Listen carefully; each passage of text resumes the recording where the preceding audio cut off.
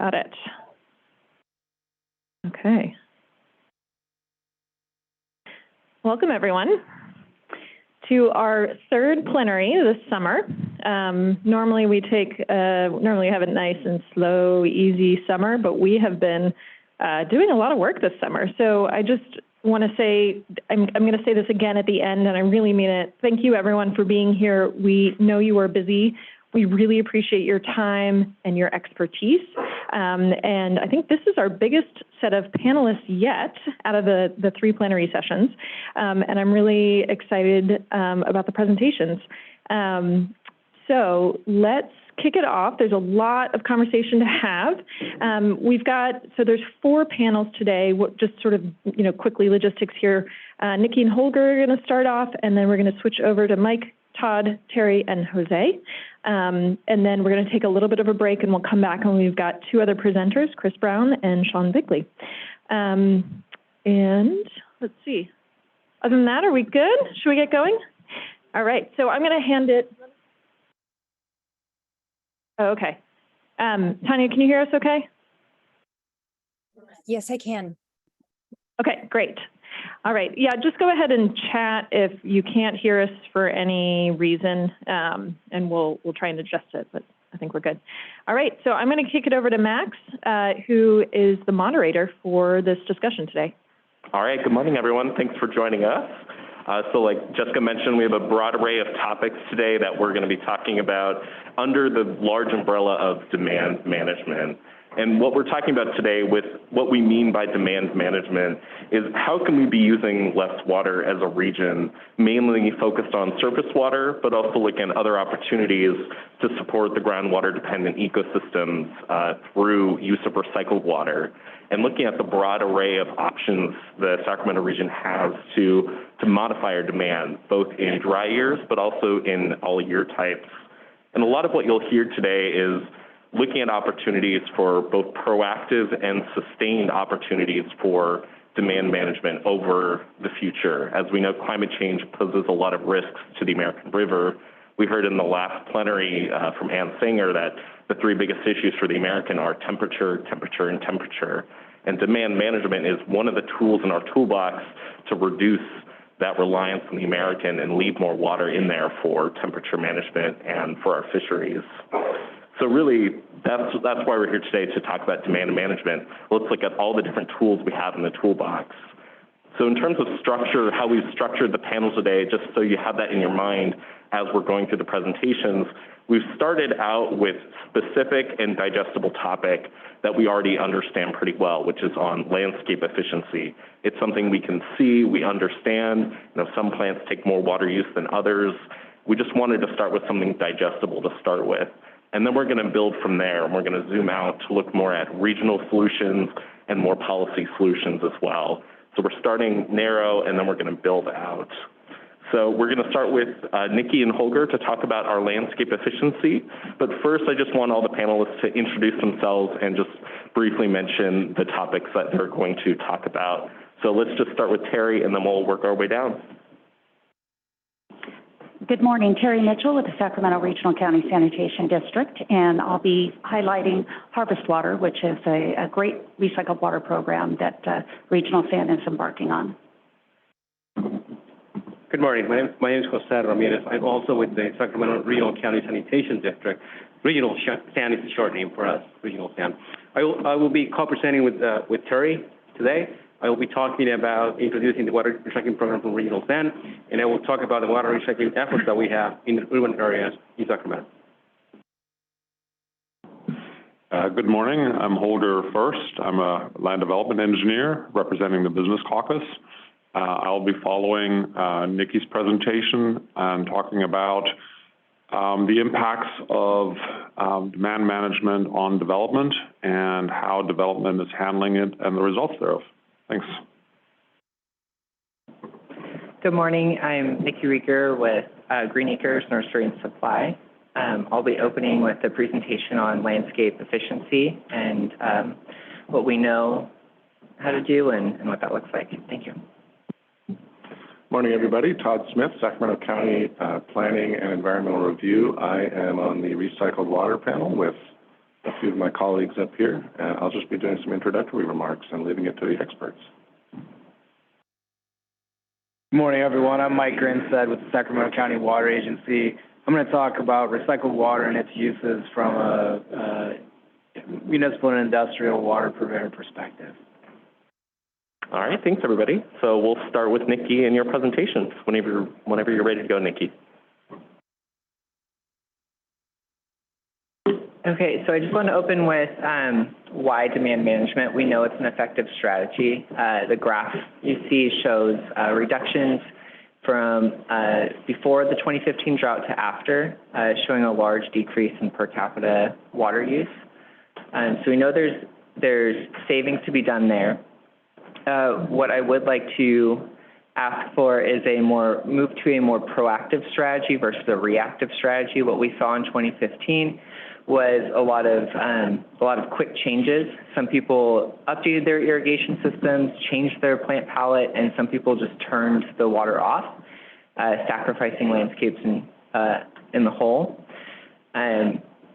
Preserving green space is important to our communities. I mean, there's a variety of benefits that we're all familiar with, including air quality, reducing heat island effects, reducing energy costs, preserving habitats, and for some communities, it's an important source of food security.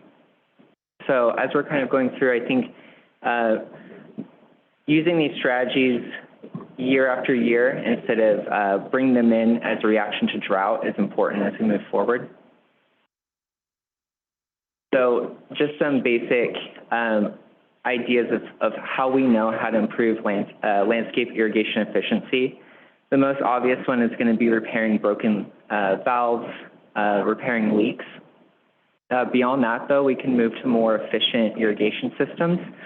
So traditional sprinklers are 60 to 75% efficient.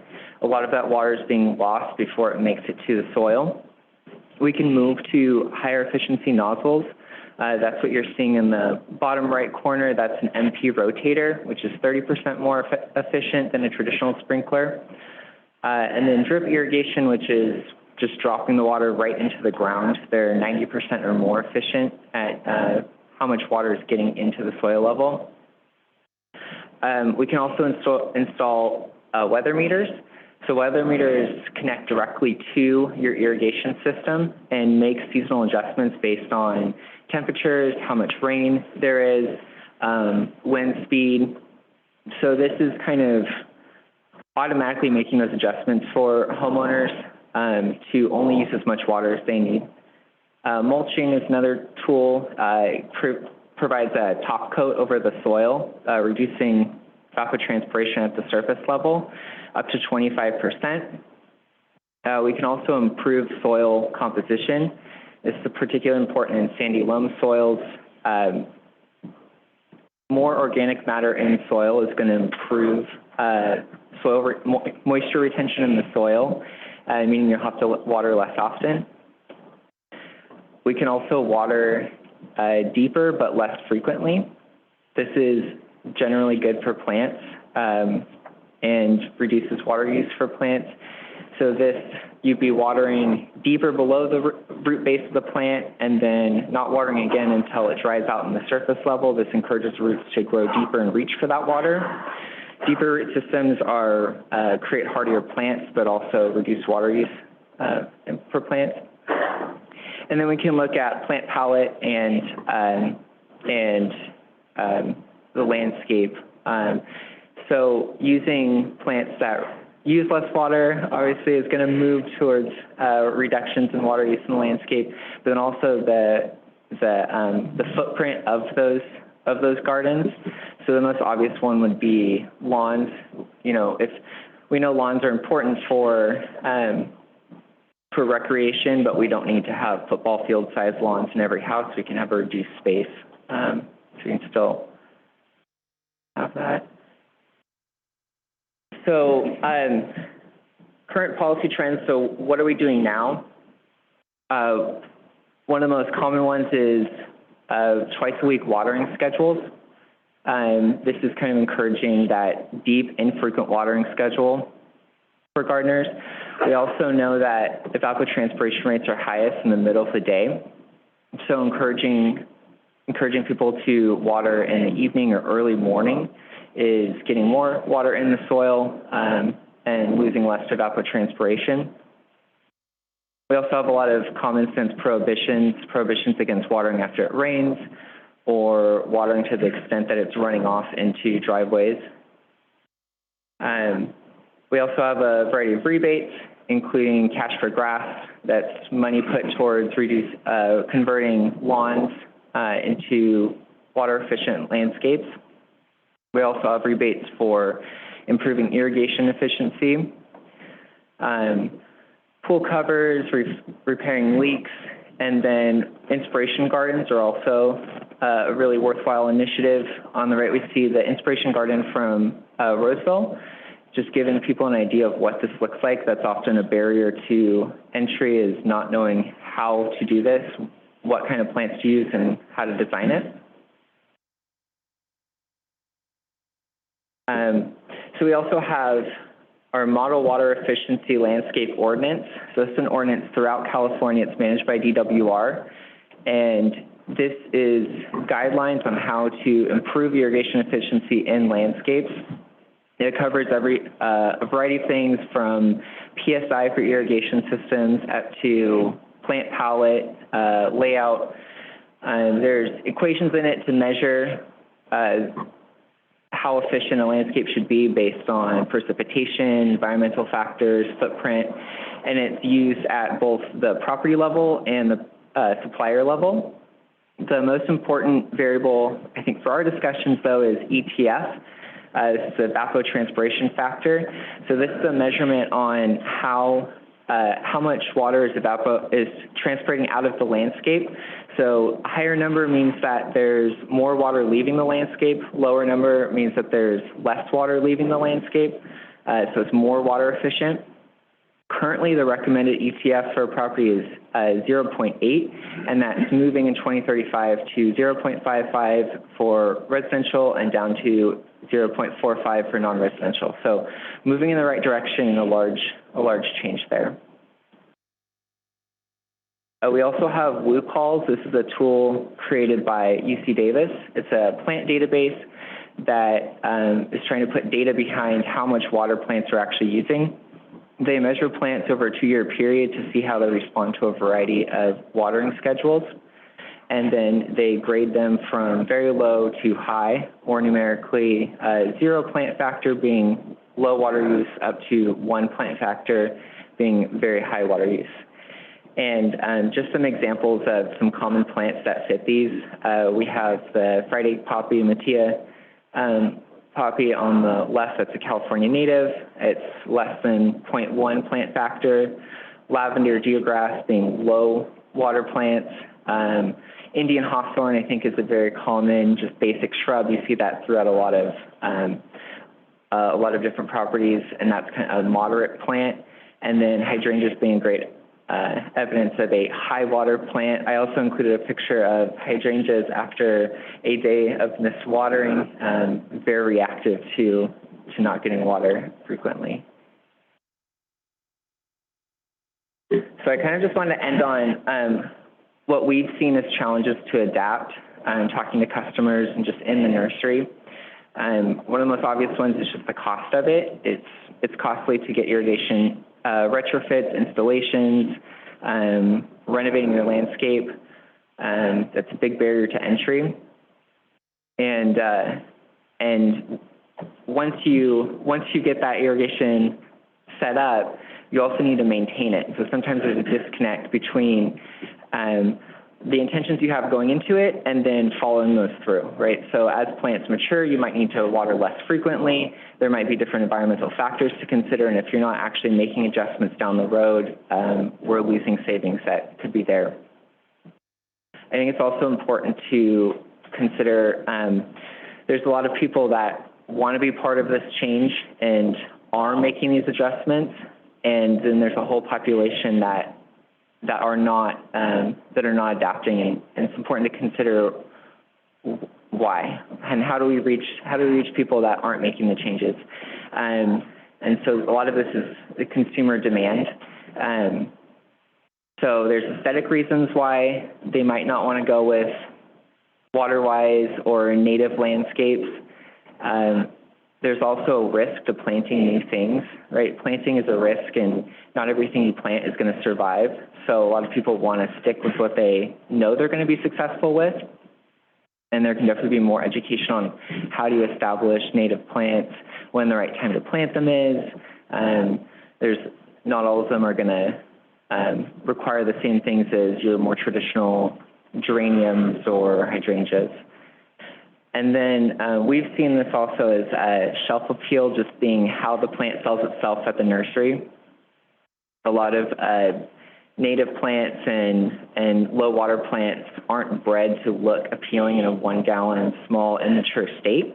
They usually look scrappy, like they're just not as attractive as some of the more modern plants that are bred to bush out at an earlier stage. They look more full and they flower at a dwarf state. So you're looking at this full, bright green, full of flowers plant and this grass with a few blades on it.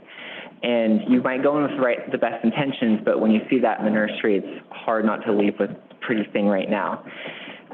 So I think there's a variety of ways we can combat that. I think the biggest one is just promoting the end result, kind of selling the goal instead of making that decision based on what it looks like now.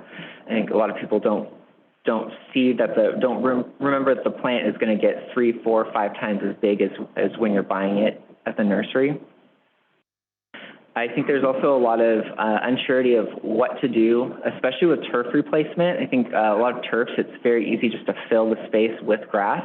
And if you're pulling that out, you're not sure how to fill out that space in an aesthetically pleasing way. We could do landscape blueprints or, in our nursery, we've tried to do kind of templates so that you can kind of plug in different ideas. Because not everyone's going to have the money to pay for a landscape designer to design that space for them. And then there's also just the challenges of fitting these tools to a diversity in microclimates and zoning restrictions. Our area is very diverse, and even from yard to yard, there's different challenges, be it sun exposure, zoning restrictions needing a tree under a certain size. And so we can't have one solution that really fits for every yard. Everyone's got a different problem. And with that, I'll pass it on to Holger.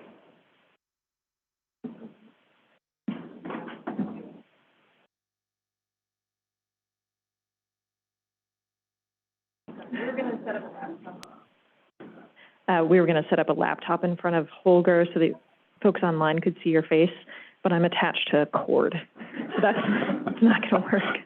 Yeah, talk about bad preparation. Hard copy would have been nice, but that's okay. Yeah, exactly. So maybe Holger just wave so people on Zoom can see that it's you talking in the middle, because you're like this tiny little screen. Just do this for a second. Just raise your gigantic hand. There you go. Okay, good. I think I skipped some things here. Sorry, Max, folks online, we are attached to a cord here. Yeah, we have, we're missing some stuff here because we're going into the recycled water. Go back.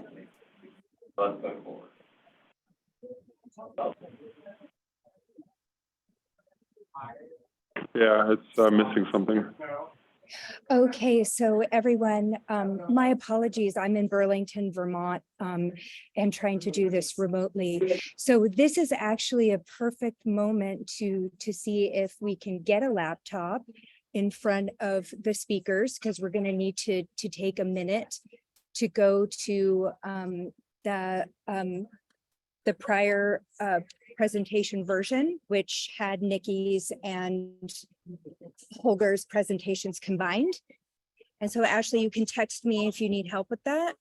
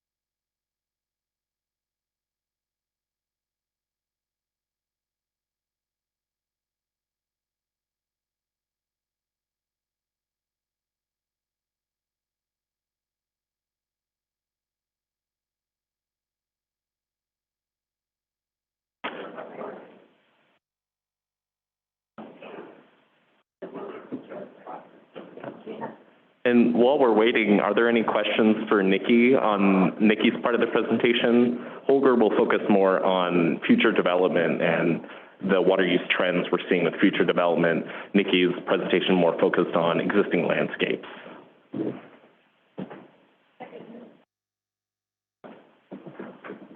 I'll ask Nikki a question. Yeah, go ahead, Brian. So SMUD is doing some remodeling of the landscape in front of the building just over here. And I noticed this morning when I went to the wrong spot initially, it looked like they were laying sod in front of the building, but when I got a closer look, it was not bluegrass. I mean, it didn't look like traditional grass. I'm just wondering if you saw that and know what that was they're putting down. I didn't see that. I could take a look. It might have been, I know that, I'm not saying this is what that was, but like Carapia is a common kind of turf replacement. We've seen a shift from using straight bluegrass or ryegrass and moving towards ground covers that have a turf-like look. But I'll take a look and see what that was, because I didn't catch that.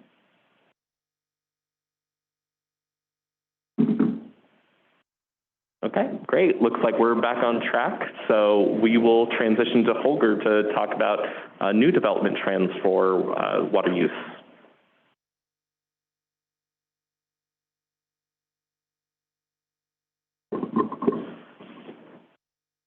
All right, so I think for new development, I think we first of all have to acknowledge that developers will play within the limits of the sandbox, generally speaking. We have lots of regulations to follow, including the model water efficient landscape ordinances. Some local agencies have even more stricter codes, such as Roseville and Folsom do. But the trend in water demand for new housing is clearly in a positive direction, using less water. But for the region, real quick, as a setting, based on SACOG's numbers, and Casey here can confirm this, we're projecting almost 20,000 housing unit demand a year to catch up over the next 30 years. However, we've been building traditionally only about 10 to 11,000 units in this region, and that covers all ranges of density from affordable apartments to large-scale suburban residential development. During the pandemic, of course, we built even less. I think there's a couple of years we built right around 6,000 residential units, which was really, really low for this region. And of course, on the consulting end, on my end, we felt that lack of work, if you will. But you know, the acknowledged need is there. The demand far outstrips the supply. The limited demand drives up prices. You know, right now, but for the high interest rates, we wouldn't be able to keep homes on the market. There's so few resale homes, used homes on the market that for the first time in decades, we're seeing about a third of all new home sales being brand new home sales, you know, new construction, simply because there isn't a supply on the market. But the fact is that new development has to meet all current irrigation and water demand ordinances. We're installing very low and ultra low water demand appliances and fixtures in homes. The yards, we're limited on how much turf we can have. You'll hardly see a new subdivision with turf in the front yard. It's all drip irrigation and limited shrubs and ground cover. So the trend is going in the right direction. However, if you go through subdivisions that were built as recently as 5 years ago or older, you're going to see lots of turf. You're going to see lush landscapes. Those are the landscapes that we look at for conversion. Nikki talked about, that's where you bang for buck is if you're looking to reduce residential demand. On the policy level, we're seeing now the discussion about eliminating all commercial turf, but for functional turf like ball fields and parks. But in commercial frontages, business professional office frontages, eliminating any and all turf. My guess is, being the state that it is, that type of ordinance will pass, which will then require, of course, conversion of those landscapes to more appropriate water demand landscapes. So I want to use an example here of a recent project that was completed just last year and is nearing build-out. Is Mangini Ranch in the Folsom Plan area. Marcus is probably very familiar with Mangini Ranch. It consists of almost 900, or just over 900 residential units, a third of them being multifamily apartments. Has a couple of mixed commercial sites, 2 elementary schools, a large regional park or community park, several neighborhood parks, and a bunch of open space. Again, this project is nearing build-out. One of the elementary schools on the south side has already been built. I think the northern one has been graded, but it hasn't been built yet. It's probably going to happen pretty quick. What makes that project somewhat unique is that it has a parallel pipe water delivery system in the ground, a purple pipe system to deliver recycled water to large public open space areas, streetscapes, and community parks. The challenge is that Folsom does not have a recycled water source available to the project. So right now, that system is still plumbed to the potable water system. If and when that recycled water supply becomes available, it'll be pretty easy and cost-effective to switch that over and have recycled water irrigating these large open spaces. Nikki mentioned the model water efficient landscape ordinance from the state.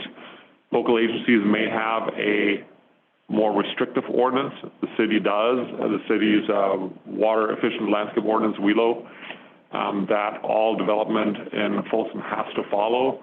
Mangini Ranch did the same. I mentioned that all new homes obviously have brand new, modern appliances and fixtures installed, ultra-low flow shower heads, toilets, dishwashers, and such. And that includes your modern irrigation systems. We may not have moisture sensors installed, but they'll definitely have weather sensors installed. They're programmable. No irrigation for 48 hours after it rains in a reasonable amount, that kind of stuff. What this leads to is a water demand of this project that already is less than what the state is targeting by 2030. Assuming that your outdoor water demand is 60% or more of the total residential water demand, we're seeing a per capita water demand in this development of less than 50 gallons per day. And that is the effect of all these new or newer ordinances, regulations, landscape ordinances, new appliances. And this is across, if you look at this table, across all densities.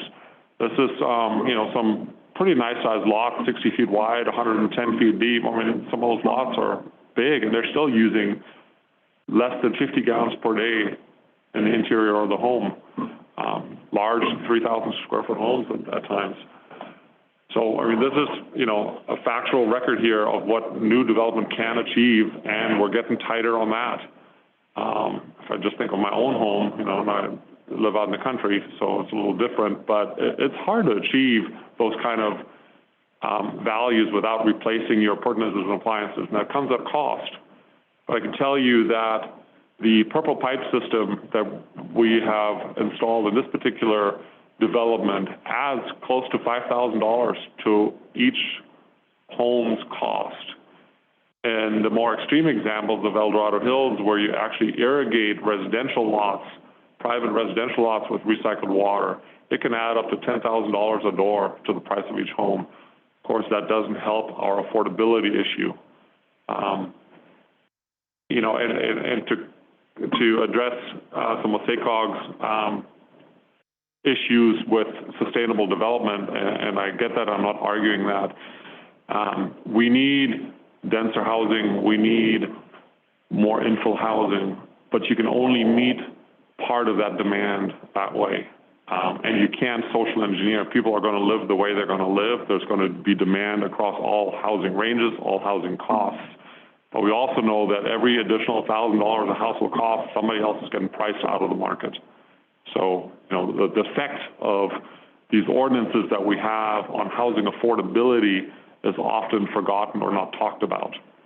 They'll talk about lowering fees, yet they'll exact some other improvement out of the developer that'll drive, you know, that'll drive the balance back up on the other side.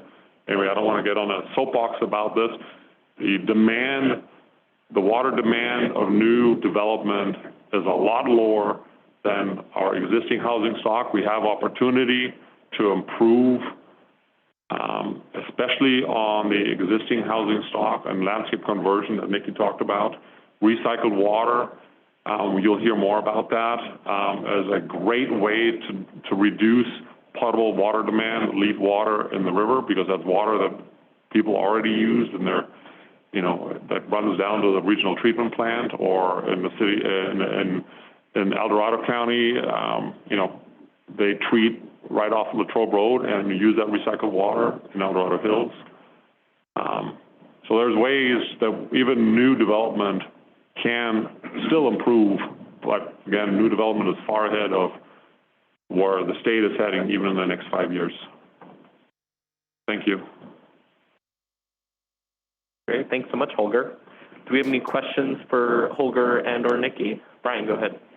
Holger, you indicated that the lots, though there's not an identified recycled supply, the lots in that particular development were built with a purple pipe system intended to receive recycled water at some future point. But I wonder, you know, with such low water usage, how realistic is it that there will be a recycled supply to meet the outdoor demands that would eventually flow in those pipes? In other words, if they're, I mean, recycled water is treated wastewater, and if their treated wastewater is so low, given how low their water usage is, will they ever realistically have a recycled water supply? You know, that's a really good question and a fair question. I mean, our potable water in this region is still relatively cheap compared to other regions around the state. And that is part of the challenge that we have in converting landscapes and in providing the resources that we need. However, we also understand that unsustainable, unmitigated growth cannot continue forever. We have a limited resource. We need to find the new sources, whether or not that is increased groundwater banking and being able to use that resource, or more likely recycled water. It comes at a cost, absolutely. I mentioned just the purple pipe system in Mangini Ranch adding about $5,000 a door. But it is what we need to do. If we want to continue to grow in this region and not have a model that says, okay, we have a, you know, the urban footprint is what it is and we can only go vertical, we're going to have to figure out how to increase our supply, including recycled, and it will add cost to development, for sure. I just want to briefly go online so we can just flip between the two. Tanya, do we have any questions online from folks? Yes, go ahead, Barbara Leary. Thank you. Hi, Holger. Thanks for the presentation. I do want to point out, having just got off of the Planning Commission here in Folsom in December, that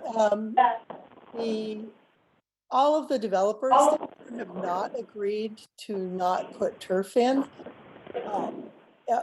In fact, one of the newer developments out along like claimed that they couldn't sell homes if that wasn't an option for their homeowners. Others agreed to do it. And I think one of the issues, and I put this in the chat, is also that a lot of the backyards are incomplete south of 50 and in some of the new development north of 50. So I anticipate that there will be a lot more turf and pools put in those areas, you know, as people move in. So I'm wondering how those changes are going to be tracked in the long run. I've had this conversation with Marcus Yatsutake, water manager, but I'm just really interested to see how over time this all plays out with the water savings south of 50. As there are, you know, unknown factors at play. Thank you, Barbara. I think if I understood you correctly, part of the acknowledgement by the developers that people will install turf in their backyards, especially when they have kids or pets, is the fact that you don't see turf in the front yards. The city's landscape ordinance allows a certain percentage of the lot to be turf. But the fact, as you pointed out, is that homeowners will do what homeowners will do behind their backyard fences. Out of sight, out of mind.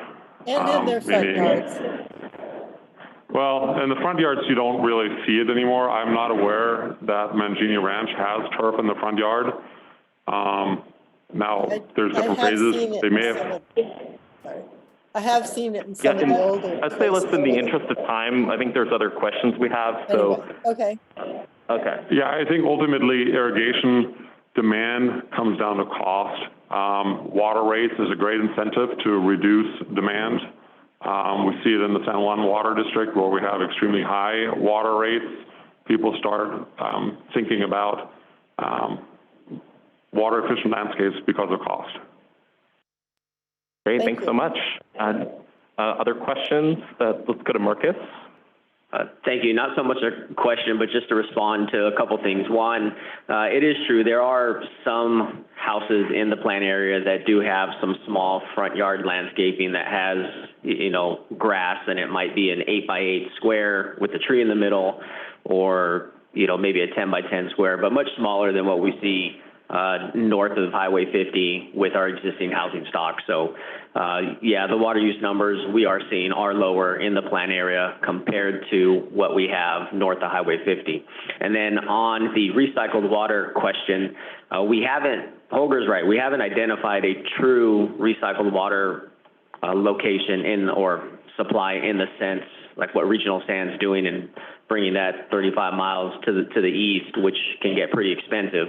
But one thing we are looking at is using treated water from Aerojet. So they're GET facilities, so not using recycled water, but using treated groundwater that right now they are just discharging above land and using that purple pipe not as recycled water, but as non-potable water. And we're looking to serve the Folsom Plant area and then the area in and around the Aerojet location, so Easton Place in Glenboro at Easton, and roughly that's probably 1,300 to 1,500 acre feet on the non-residential parcels in those two locations. Thanks. Great, thanks so much. We'll take one more question. Let's go to Betsy. Oh, Inga, I'm so sorry. My apologies. Holger, thank you so much. Is there any examples where developers are contributing to like a recycled water facility or you know, helping with the cost? And I understand the problem because what you said about 5,000 or 10,000 increase in the price of the house is significant, and this would be more, but I was wondering if that is happening anywhere.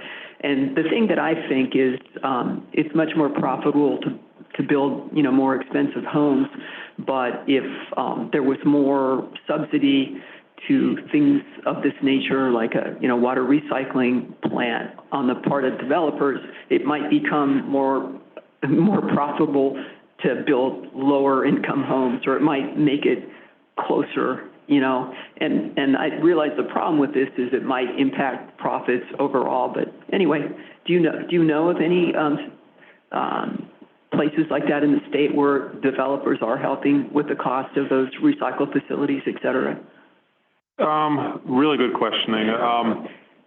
Typically, the developers have to build the facilities that they need to meet their demands. And water recycling is a similar type of thing. We've looked at scalping facilities to accommodate that in areas, especially the east part of the county, the northeast part of the county, Sacramento County, where we're very far away from the treatment plant in Elk Grove. Unfortunately, at this point in time, again, it's just a cost question. Potable water is relatively cheap. Scalping facilities are extremely expensive. One of the things that we are looking at doing, and Marcus touched on it a little bit indirectly, is adding storage, recycled water storage at treatment plants. Unfortunately, recycled water irrigation is a seasonal thing. So to store recycled water for 6 months out of the year when there's no demand for it, it gets very expensive. So you're looking at discharge and discharge permits and such. So there's a lot of regulatory constraints to that question when you're trying to retrofit existing facilities. You know, discharge permits from the state are just one issue. You know, the state is looking at reducing the number of treatment plants throughout the region. So over the last 30 years, we've taken quite a few treatment plants offline in favor of SAC regional treatment in Elk Grove. Does it make sense to build, 10-foot diameter pipes from the northeast, from Folsom all the way down to Elk Grove? Yeah, maybe not, but that's what we have done. That's the system we have to live with. It's a, spoken hub system rather than a distributed system.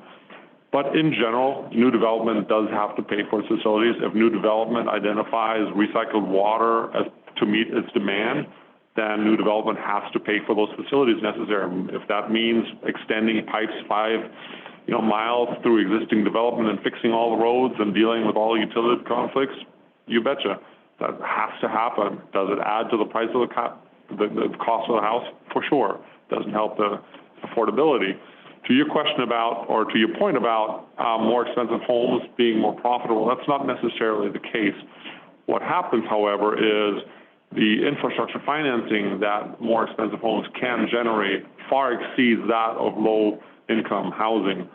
So given the infrastructure burden a la carte that we now have to, carry, it allows us more infrastructure development as part of more expensive, housing than it is to build infill development, affordable housing, and try to retrofit existing constrained or old infrastructure. I mean, that's unfortunately one of the big constraints. And if you're looking to make affordable housing affordable to build, that means we need subsidies to improve existing infrastructure. That's the real constraint to building infill housing.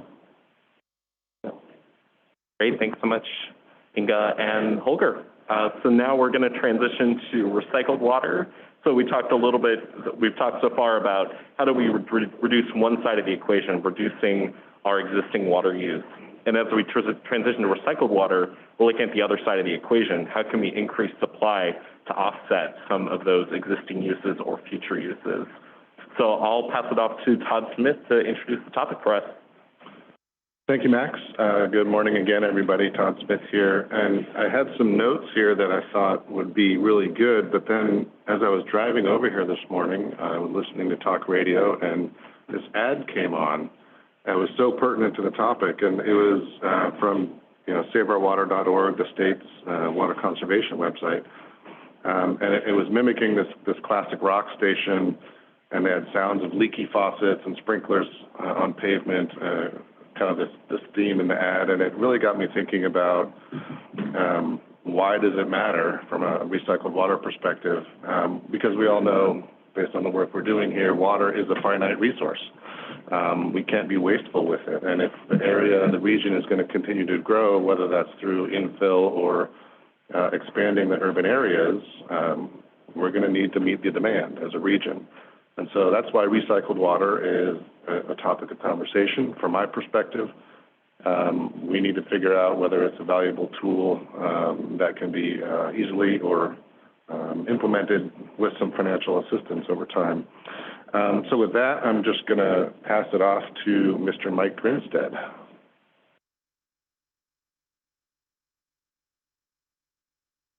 Thanks, Todd. My name is Mike Grinstead, and I'm here to talk to you guys about recycled water uses from the municipal and industrial purveyor perspective. And, you know, municipal and industrial purveyor, these are words that maybe not everyone understands. We all pay our water bill to someone, and that someone is the municipal and industrial purveyor. It's kind of that easy. Today we'll first discuss existing recycled water uses from El Dorado Irrigation District, the City of Roseville, City of Sacramento, and the Sacramento County Water Agency where I work. Noticeably left out of this list is Max's East Bay Mud, and that's just because of the proximity to the Sacramento area. So we do want to give them props for having a system, but also understand that we're not going to talk about that today. I'm going to second discuss the general benefits and drawbacks of recycled water. And I want to preface this by saying this is an SCWA perspective. I'm not speaking for the entirety of the Water Caucus, but, you know, that is kind of what we're here for, is to talk about, hey, well, what does this look like? What are the good and the bad, right? And then the third thing I'll do is quickly discuss recycled water use. We put together what's called a recycled water feasibility study. We called it that about 5 years ago and took it to the board and made some recommendations on how to move forward into the future with recycled water use. And again, this is a SCWA specific thing, but we thought that some of these examples that and some of the things that we learned when going through that study would be interesting to the group. So, first, El Dorado Irrigation District, right? They began producing secondary treated recycled water in the 1970s. In 1989, they began producing disinfected tertiary treated recycled water. And people listening may say, hey, what's the difference there?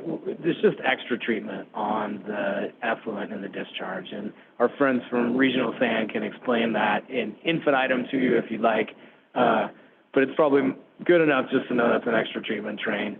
That kind of goes from our Regional Sand perspective, I think, because that's where a lot of us live in the Sacramento area. That Echo Water project was the extra project that made this jump for them, right? Recycled water system, they operate more than 95 miles of pipeline, 2 treatment plants, 5 storage reservoirs and tanks, and 5 pump stations. They produce more than 1 billion gallons. And I put acre feet here because I think of the world in acre feet, so 3,000 acre feet of recycled water annually. And they serve about 6,000 homes in the El Dorado Hills community. And luckily, Brian Paulson is here on the other side of the laptop, so I can't actually see him. But if you have more questions about his system, you know, he's here to answer those, I'm sure.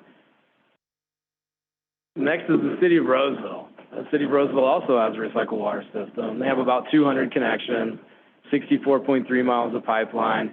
They serve 3,883 acre feet. So that was in 2022, so a very specific number there. But that's how much recycled water they served. And you can see their top 5 customers here. You'll see they're serving water mostly to an industrial park and then many golf courses. And Sean Bigley, I was probably on the phone. Oh, Sean's here, man. So he's waving. So if you need to know more about the City of Roseville system, Sean's the man. Next is the City of Sacramento. So the City of Sacramento serves recycled water to one customer. And they don't actually serve it. We'll kind of get into that just in the next bullet here. But there's a SMUD. So we're sitting at SMUD. So the SMUD cogen facility uses about 1,000 acre feet of water a year. Regional Sand actually produces the recycled water. They paid for a pipeline to go up to SMUD, and they're the owner-operator of the recycled water system. But that takes about 0.7% off the max day demands of the city. That's 1,000 acre feet of recycled water that SMUD uses at the cogen facility through the Regional Sand facility. And, you know, I think Brett Ewart's online, so if you want to ask him about it, you probably could. And then we also have Regional Sand here the other way. So we got a lot of people to answer questions on this pipeline. And then finally, it's us, SCWA. You know, we right now have 2 phases of recycled water, which if you're not colorblind, and I apologize if you are, but on this thing, they're also labeled. So the phase 1 area is the pink area, the phase 2 area is the blue area. And you'll see the proximity to the Zone 40 area, which is the SCWA service area, to regional sand. So regional sand is, the wastewater reclamation plant is regional sand's plant, and that's the yellow plant. I guess you can look at it as kind of a trade. We send potable water to them so they can drink water in their offices, and they send us recycled water. But it doesn't actually work that way by the contract, I don't think. But that's kind of the way that is. We currently serve recycled water from regional sand in the phase 1 facility, in the pink area. We have 54 user sites. For us, those include parks, schoolyards, commercial landscaping, and road medians. That serves approximately 960 acre feet a year. The phase 2 area is in progress, and it's been in progress for a while, admittedly. Most of the distribution system is in, but the thing we're waiting on for that is transmission. So a large pipeline from basically the yellow in the map to the blue in the map that you see there. And as regional sand develops the harvest water pipeline, we're hoping to connect to that pipeline so that we can have then recycled water and deliver it in the phase 2 area. Another spot to talk about for SCWA is the Southeast Policy Area. This is a possible expansion area. There's a potential 1,000 acre feet of water, recycled water that could be served there.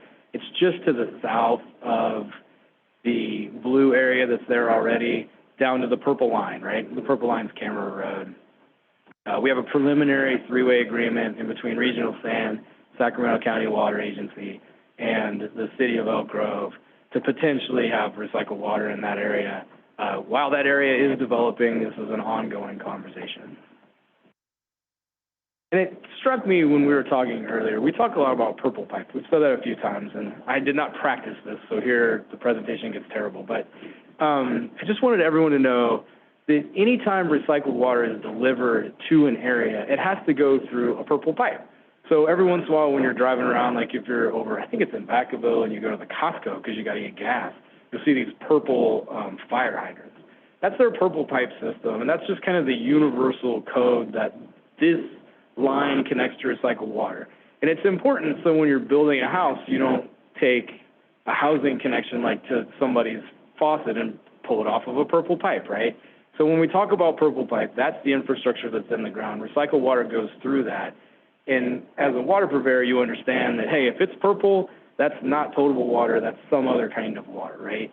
And that's the only thing it is. So anybody that's confused about that, hopefully that kind of made that confusion less rather than more. But I'm good at confusing stuff, so. So recycled water benefits and drawbacks, again, from the SCWA perspective. We don't want to speak for a bunch of other purveyors here, but in the benefits that we see is that it increases the diversity of the water supply portfolio. I mean, a water supply portfolio, what is that? That's groundwater and surface water supplies, all of that you have to serve customers. You have this other supply, as folks have mentioned before, why recycled water is important. We can use it basically for irrigation, but remember that irrigation also reduces the overall demand on the potable water system. That's a big benefit. Recycled water is usually produced independent of a drought, right? People may use a little bit less water, but there's always water going to the wastewater treatment plant. So there's a supply there.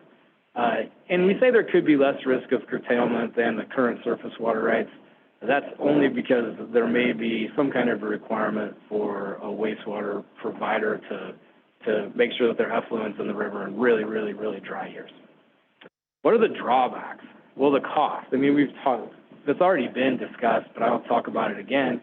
It's an infrastructure cost for sure. You have a parallel pipe system, not only parallel purple pipe, but you also have multiple tanks now, and you also have multiple pump systems, and you also have multiple SCADA systems, and you have to perform operations and maintenance activities on that pipe just like you would on another pipe.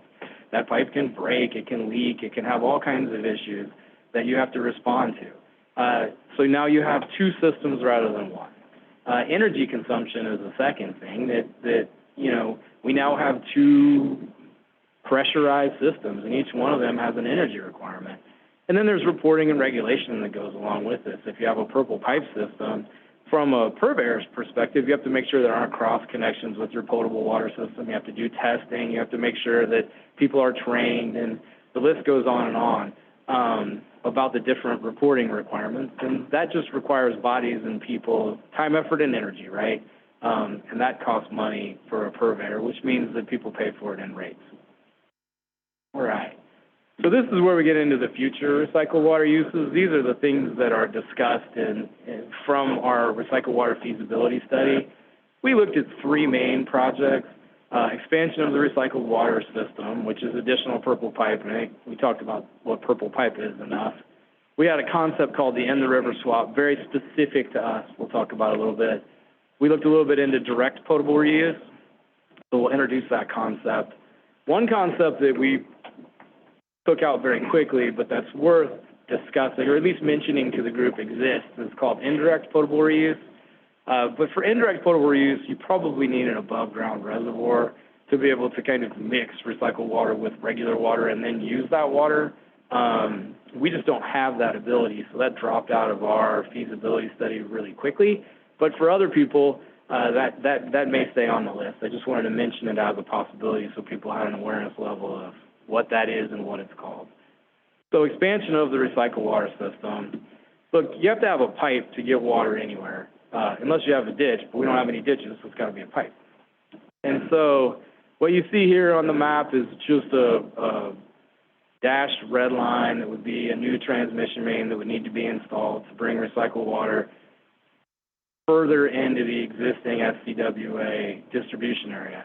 This would allow irrigation with recycled water. You know, one of the things is that regional sand with their tertiary treatment, there's no additional treatment needed for using this water for irrigation. That needs to be said. We already talked about the expense of the dual system, the wholesale cost, and for us to buy the water from regional sand can be expensive.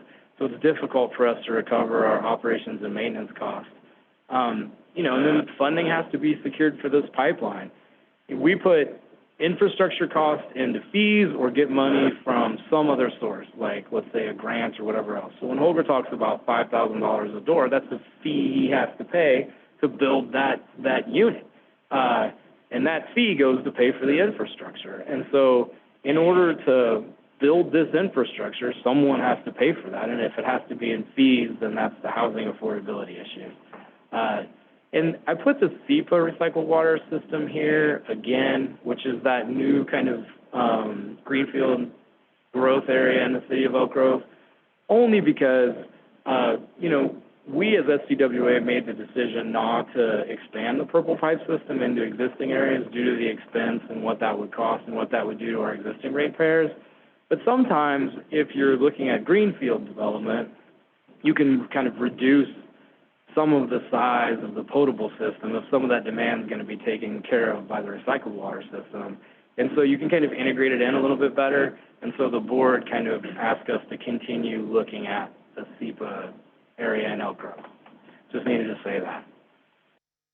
Okay, the next thing we looked at, and this is interesting for us, we called it the End the River Swap option. And this just happens to be because our Freeport Regional Water Facility, which you can see on the kind of middle bottom part of that picture there, you know, we can divert water there, and we could exchange that for water that is put into the river as effluent that only happens to be 1 mile downstream. So Regional Sand's discharge for their effluent is 1 mile downstream of our intake facility. And if there was some way to use that recycled water and then take regular water in its place, that would take some kind of a permit process. It would require the State Water Resources Control Board approval. It would require coordination with Regional Sand. This is something that we're actively pursuing, but on a real slow burn, especially with all the effort that Regional Sand's putting into their harvest water program. You know, right now is not a great time to discuss this, but this is something we're hoping to move forward on. I think the big reason to talk to this group about this project is that sometimes there are specific kind of opportunities that open up for recycled water just due to your location.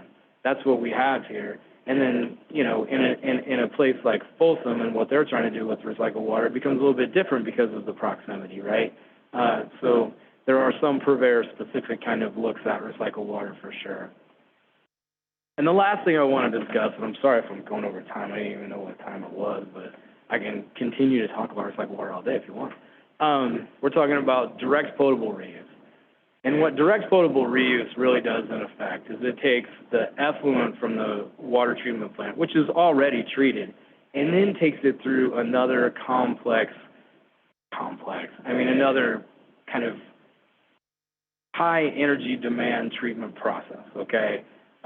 You put highly pressurized water, like 1,000 PSI water through microfilters and strip everything out of the water and basically produce, almost pure H2O with nothing else left in it. And at the end of that, you probably have to add some mineral content back to the water so that that water doesn't just become hungry and eat the inside of all your pipes when you put it through the system. But you strip everything out so that there's nothing in it that could harm anyone, whatever. I think this is a pioneering process. What we decided to do was monitor the development of regulations.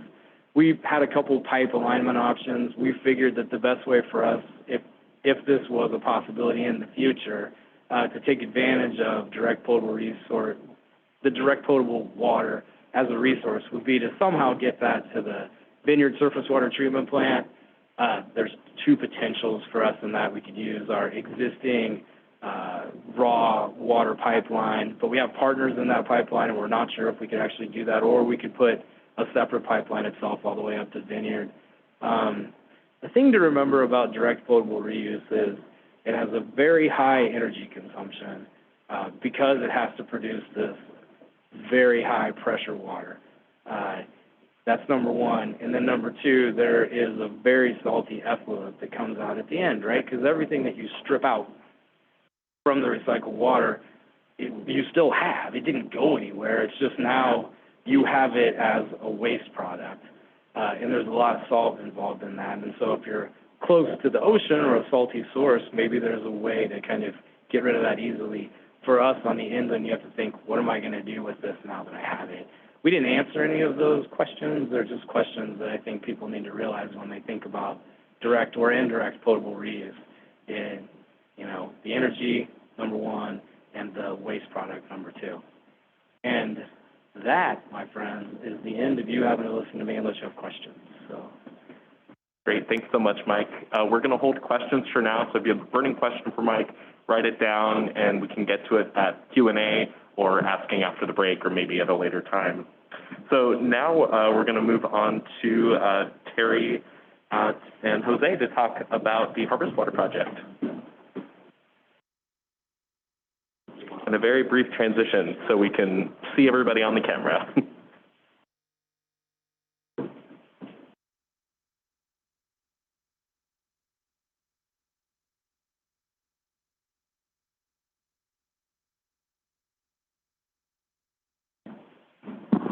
Need a song for this moment, right? Musical chairs.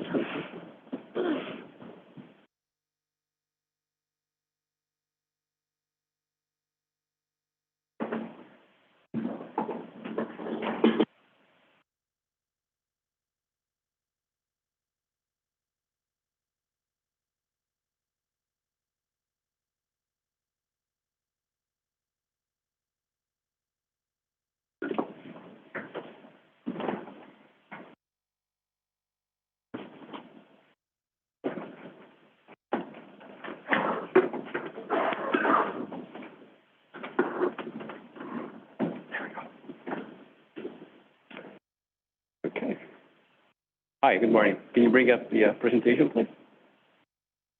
I can't answer it. Okay.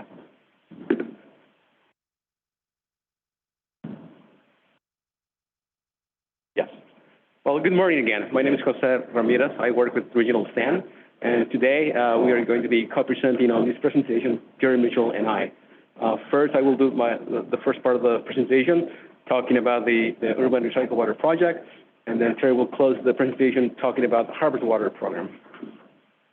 So we will give you a Regional SAN's perspective on water recycling, which can be very different from what you heard from our partners.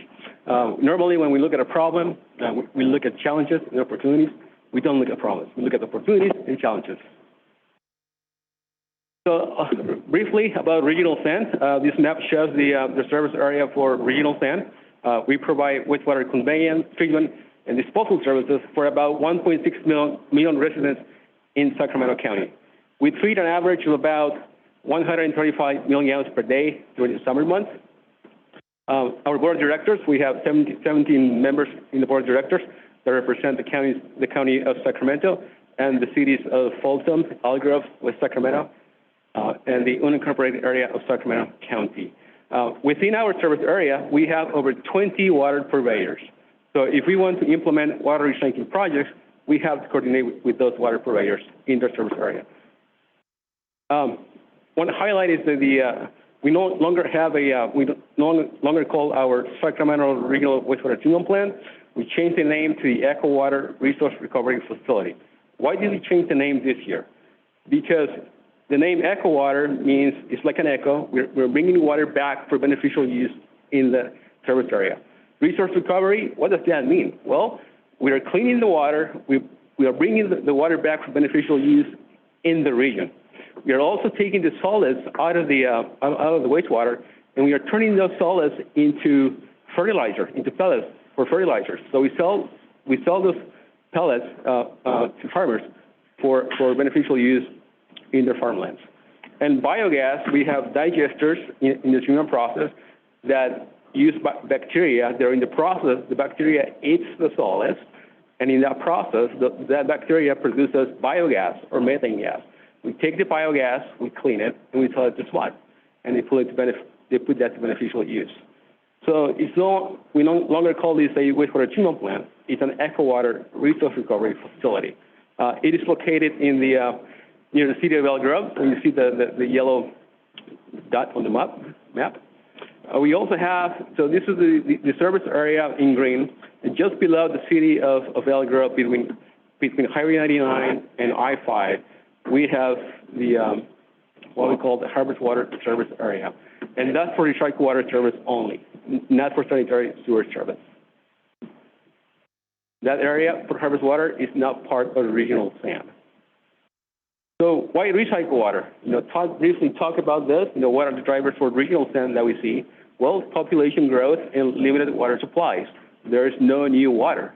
Being recycled water is reusing that water again. Drought and climate change. You have seen the impacts of drought and climate change recently in the Sacramento area. And we want to be able to diversify and provide a sustainable water supply for the Sacramento region by bringing recycled water for beneficial use in this area. And our Echo Water treatment plant provides that opportunity.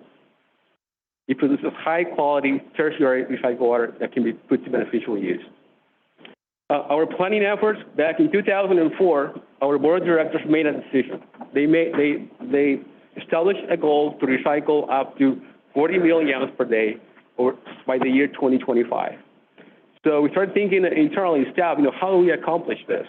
And we decided to develop what we call a water recycling opportunity study, the ROS, in 2007. The ROS took a look at the entire service area for regional SAN, and we broke it down into target areas. Target area number 1, shown on the map, is basically any project that is developed within target area 1 is a centralized project, meaning the source of recycled water is coming from our Echo Water Resource Recovery Facility. Target area 2 includes the major area, the city of Rancho Cordova and the city of Folsom. Those areas, Rancho Cordova, West Sacramento, Natomas, city of Cedar Heights, they're far away from our Echo Water facility. So for those areas, we look at satellite plants because the source of water will basically take the wastewater from the local sewers, build a new satellite treatment facility to produce the recycled water. So we look at 5 target areas. We identify 18 potential recycled water projects. We rank each one of those projects based on benefits to the region, based on the economic impact to the ratepayer, and we prioritize those projects. And basically what we recommend that is only to implement projects within the centralized area because of the cost benefit. It's a lot more feasible to implement projects that are centralized. In the east, in target area 2, East Rancho Cordova and city of Folsom, with the city of Rancho Cordova, they really wanted to implement recycled water in their service area, but they're far away from a centralized location. So when we look at the cost of satellite treatment, we were getting numbers of about $5,000 to $7,000 per acre foot of developed capacity. That's very expensive.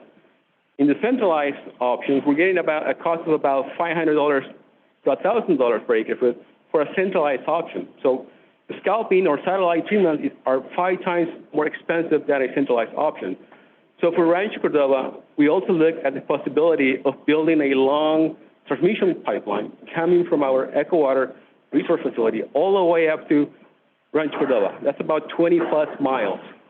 And the cost, it is more cost effective to build a long transmission pipeline going to Rancho Cordova than to build a satellite treatment plant. But at this moment, we are only recommending centralized projects based on their benefit and their cost effectiveness. So zooming in into target area 1, centralized projects, this is the centralized area. So in yellow, you see the location of the Echo Water Resource Recovery Facility. That's where we have our treatment plant. We identified 7 projects or 7 target areas. Mike Grinstead already talked about the partnership that they have with us to provide recycled water to the phase 1 service area in the city of Elk Grove. We're also working with USSPWA to expand the use of recycled water in their phase 2 service area. That's this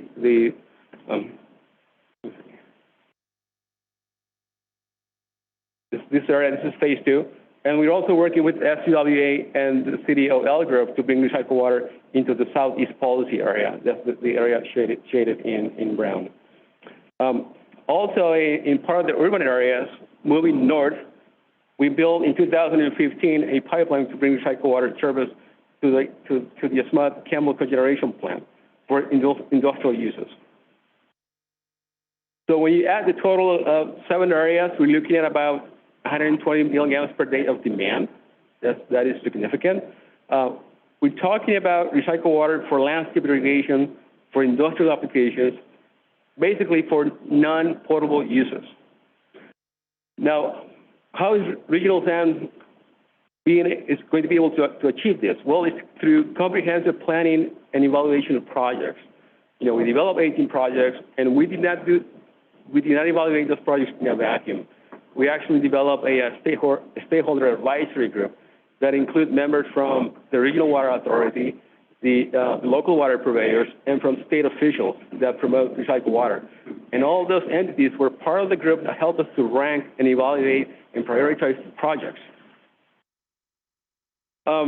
With RWA, we work closely with them to promote our water recycling efforts. Our water recycling projects are included in the RWA American River Basin Integrated Regional Water Management Plan. So we try to expand as much as we can and work collaboratively at a regional level. It is critical to establish local, regional, state, and federal partnerships. Without those, you will not be able to implement projects like this. So you need to expand. You need to seek funding from outside agencies, from state and federal entities. And Terry will show you that Regional SAN has been very, very successful in securing over $350 million of funding from state and federal agencies. So you have to be proactive on that front. Otherwise, your water recycling projects will not be cost competitive with other more readily available and cheaper water supplies, like groundwater pumping or water from the American River or the Sacramento. And it is very critical for you to share your vision with others. You know, you have to educate others about your program. You have to try to quantify the benefits that water recycling can bring to the area. Quantify the benefits, educate elected officials, educate the public, try to promote your program. That will help tremendously. And, looking at decentralized options, at satellite plants, they are too expensive right now. So Regional SAN, we're not spending more energy on decentralized options. We also work with the city of Sacramento, part of a collaborative effort. The city developed a study to develop on-site reuse projects, so building on-site projects. And what their conclusion was that those projects are very, very expensive at the moment. Maybe 10, 15, 20 years from now, they will make sense. But at the moment, they're too expensive. Now, all of those 7 areas, 7 projects, this table summarizes their total recycled water demand. So in terms of maximum daily summer demand, we're looking at about 120 million gallons per day. That is significant. That's really impressive.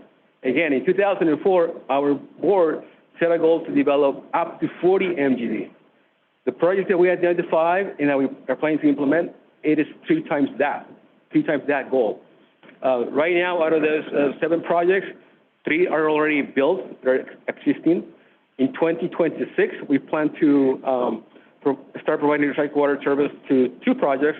One is the Phase 2 service area in partnership with the City of Valley Grove and Sacramento County Water Agency.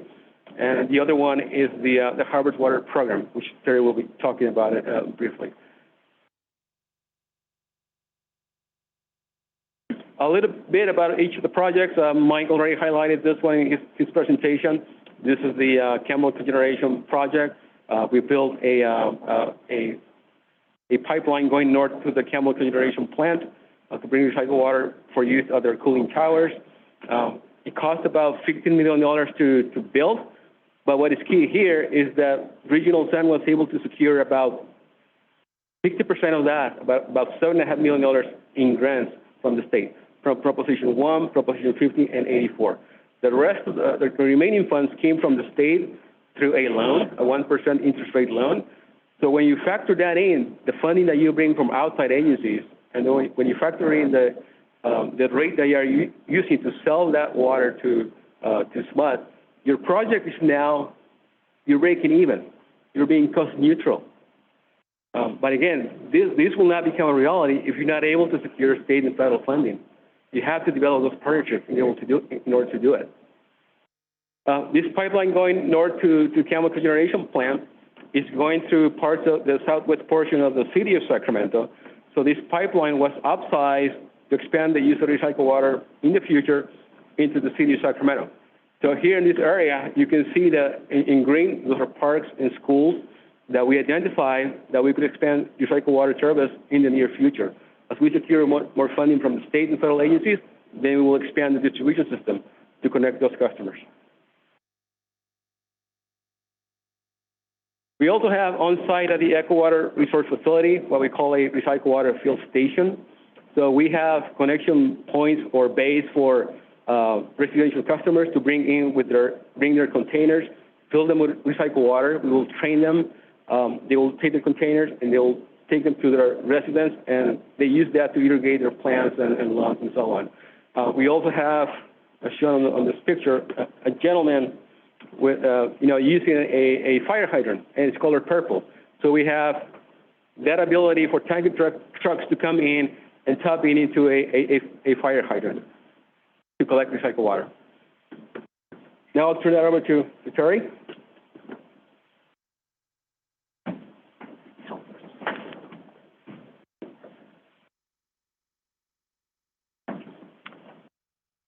Good morning. My name is Terry Mitchell with Regional San, and I manage the district's Legislative and Regulatory Affairs Program as well as our Harvest Water Program Management Office. So I'm going to talk a little bit about Harvest Water, which is an exciting project the district is implementing. And essentially, this project, we have a running low battery.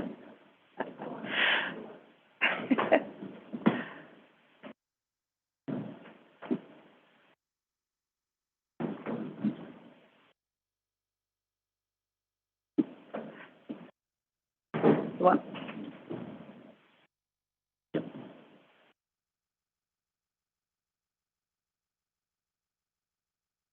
Oh, thank you. That was good. Good. Thank you. Good teamwork. So great. Well, I'll try to go through these slides. I know we're on a limited time here, but Harvest Water is a program that's going to be delivering around 50,000 acre feet per year to around 16,000 acres in southern Sacramento County. The project area is just south of Elk Grove city limits on Tamara Road, and then goes down to the Twin Cities Road and is bound between I-5 and Highway 99. This project, as Jose mentioned, has really become feasible for several reasons. One is obtaining a large grant through Proposition 1, around $292 million. The other thing that helped make this project, I think, also feasible is because Regional Sand just completed a $1.7 billion treatment plant upgrade. So with that treatment plant upgrade, now we have unrestricted use for recycled water. So it really did help bring us to home. The project has multiple benefits. Part of the Prop 1 funding required projects to be able to deliver. You had to have water quality benefits, ecosystem benefits, recreation, emergency response, or flood. Part of that funding had nothing to do with delivering water supply. So at least for the funding, it had to meet those public benefits. And this project did that. It has groundwater restoration benefits, ecosystem benefits, water quality improvements with the Delta. It's a conjunctive use and also helps deal with climate resiliency. So it really does fit fills a lot of boxes there. Currently in this area, the growers, the farmers in that area are pumping groundwater. So this will be a replacement from them pumping groundwater and using recycled water. So I'll get into a little bit more about the benefits that the project provides and how we quantified those benefits in order to get the $292 million grant. And it's been a journey, I can say that, as we've been going through this process. And the journey involved a lot of working with a lot of different stakeholders, and that's been critical. We've been working with these groups for over a decade, plus many others, trying to get getting the project supported by these different interests, understanding what their concerns were, and then trying to move them and have them become a partner and a collaborator as we've developed the project. And that, I think, is really critical with any group. You'll see here we have water purveyors, we have GSAs, Farm Bureau has been a tremendous partner in our efforts. We have environmental justice as well as NGOs. So again, having that full collaboration really helped us move the project forward. And I can tell you when we were going through the grant process through the Water Commission and Water Storage Investment Program, we had no opposition to this project. And many of these partners were there giving joint testimony with me as we were moving the project forward. And the project scored the highest on the environmental relevance with among the other 8 projects. So that stakeholder input is really, really critical as you're going through and developing a project. So I mentioned that this is a conjunctive use project and using recycled water in lieu of groundwater. So essentially the project will offset a significant portion of the groundwater used by these farmers. So in the summertime, during summertime irrigation, we're looking at delivering around 32,000 acre feet per year for growers. So you essentially have that 32,000 acre feet remaining in the groundwater basin. So that's how it becomes an in lieu recharge.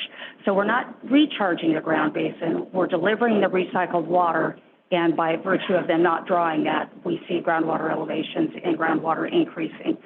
And so that's a pretty significant amount. Our program, I mentioned, is 50,000 acre feet per year. There's really 2 components to that. We have the summertime irrigation, typically April to October, that again will be delivering the 32,500 acre feet per year. We also have a wintertime component of the project that'll be delivering up to 17,000 acre feet per year, November to March. And that has some significant ecosystem benefits in that we'll be providing irrigation water for cover and forage crops in the area, and also sandhill crane habitat. So again, we're trying to maximize the delivery of our recycled water and maximize the ecosystem and environmental benefits that can result from the project. So through the Prop 1 process, we had to do some extensive modeling, a lot of quantification and monetization of the benefits. Quite a journey. The technical guidance document was 500 pages long, and it clearly laid out how you had to quantify and monetize those benefits. How much would a crane be worth? How much would be an acre foot of water be? So it was a pretty extensive process, but it also was able to help us quantify what those benefits are really going to be in this area. On the 2 graphics on the left, you'll see a without project and with project. And the key thing is to be looking at how are our groundwater elevations increasing in this area by virtue of that in lieu recharge. Without the project, you can see the project boundary is in the black, and essentially everything that's in that white area, groundwater elevations are below 25 feet. With the project, we see substantial increases in groundwater elevations. And in the green area, you'll see how that green area has now gone into the delivery area as well as beyond. So the groundwater increase is substantial, and it has substantial benefits for groundwater-dependent ecosystems and a variety of other habitat. And so we had to quantify and model that. The hydrograph on the right side, again, is kind of showing, again, with project and without project. The lower line is showing what the groundwater elevations are today, or at this point in time, I should not say today, I believe this was modeled in 2030. The red line is showing with the project, and you can see that groundwater elevations are increasing on a fairly pretty good time step. Within about 15 years, we're looking at groundwater increasing up to about 35 feet. So again, substantial. One thing that's important also is you'll see on both lines, it drops and then it goes up and then it kind of equals out. As the project progresses over the next 25, 30 years, you're going to see that groundwater and surface water connectivity back in the Cosumnes River and helping to try and improve that connectivity. And that'll also help again, from it becoming a losing stream. So through that process, we had to quantify and monetize those benefits. And as I mentioned, the groundwater restoration was really the whole foundation of being able to achieve some of these other ecosystem benefits. So we were able to, with the project, we're looking at around 3,500 acres of sandhill crane habitat that we will anticipate will support up to about 700 additional sandhill cranes. We have about 353 more acres of vernal complex that will be created by the program. Again, as we're trying to increase the stream flows in the Cosumnes River, it will help provide a longer migration window for fall run Chinook salmon. And we're looking at improving wetlands and riparian habitats in the area, around 5,000 acres. And there's also a reduced salinity load to the Delta and the Sacramento River. When all was said and done, as we went through the water storage investment process, those benefits were quantified and monetized at $292 million to help fund the project. There are also some additional benefits, emergency fire response. I'll talk a little bit about the Sustainable Groundwater Management Act, and obviously there's benefits to keeping this area in ag production. We've also been extensively engaged with our growers. They are very excited about the project. We have reached 100% of our demand for recycled water. The growers see a huge benefit for this. It helps them provide another reliable supply of water. And again, working with the Farm Bureau has been very great. I mean, they've been a great organization and really helping us get the word out and getting that input. Another benefit of the project is because it is helping with groundwater. Harvest water is an integral part of the South American Subbasin Groundwater Sustainability Plan. We've been partnering with the surrounding GSAs, and this project is actually listed in the GSP as one of their near-term implementation projects to gain benefit for the region. Key efforts to date, it's been a journey. We've got our feasibility study completed. SEQ was obviously done. We have all our necessary environmental permits with stream bed alteration agreements, our 401 and 404 certs. We secured water rights, which was one of the key issues that we had to get done to be able to move this project forward. We've completed the annexation to our service area through LASCO. I mentioned we have 100% of our growers wanting to receive this water. Part of the other process with the water storage investment program is we have to enter into agreements with Fish and Wildlife and the State Water Board. We've quantified those benefits. Now we have to be under contract to deliver those benefits, and that's been quite a negotiation over the last couple of years. We are done with design, and construction is going out. We've already got bids out. We've got one bid already returned, and that bid's been awarded. We have a few other projects out. It'll be 6 packages that are going to be going out, and construction is starting. And just to give you an idea, these are kind of the 6 pipe segments or 5 pipe segments that'll be going. We're going to be packaging it out. There's a pump station, I believe 4 pipeline segments that'll go out as separate projects, and then we have our on-farm connections that we'll be working with the growers to connect to their systems. And I think that might be my last slide. I know I had to cover all that really quick, but I'd be happy to answer any questions folks may have. All right, great. Thank you so much, Terry and Jose. We'll take about 5 minutes of questions, and then we'll break at 10:55. So folks have questions? Start with Marcus. Thank you. Nice presentations, everybody. This is maybe for anybody that operates a recycled water facility, but with the new changes in legislation on indoor water use, do you anticipate any impacts in terms of, the projects that you already or that were already underway, and then what you might be able to produce moving forward? Thanks. Yeah, that's a real good question, Marcus. I'll jump in, and Jose, you can jump in as well. We are seeing a significant reduction in flows coming in, and it's a challenge, I think, for all wastewater agencies right now. As you see how Sacramento has grown, our treatment plant is permitted for 182 million gallons a day to treat on average dry weather flows. Probably 15 years ago, we thought we were going to have to do an expansion to be able to increase to deal with the growth in the region. Well, with all that growth and water conservation, those flows have gone down tremendously, and our current average dry weather flow is probably running around 130 million gallons a day. So. That's right. And just to add, so Regional San identified 7 projects. With those 7 projects, once they're built and running, we're looking at about 120 MGD. We lose about 10 MGD of flow during the treatment process. That's lost. So once we implement these projects in the summer months, there's no new water coming into available to expand the water recycling program. We'll have to grow, picks up again, and there's most like flow coming into the treatment plant. We're pretty much at capacity with these projects. Great. Other questions? Let's go to Inga.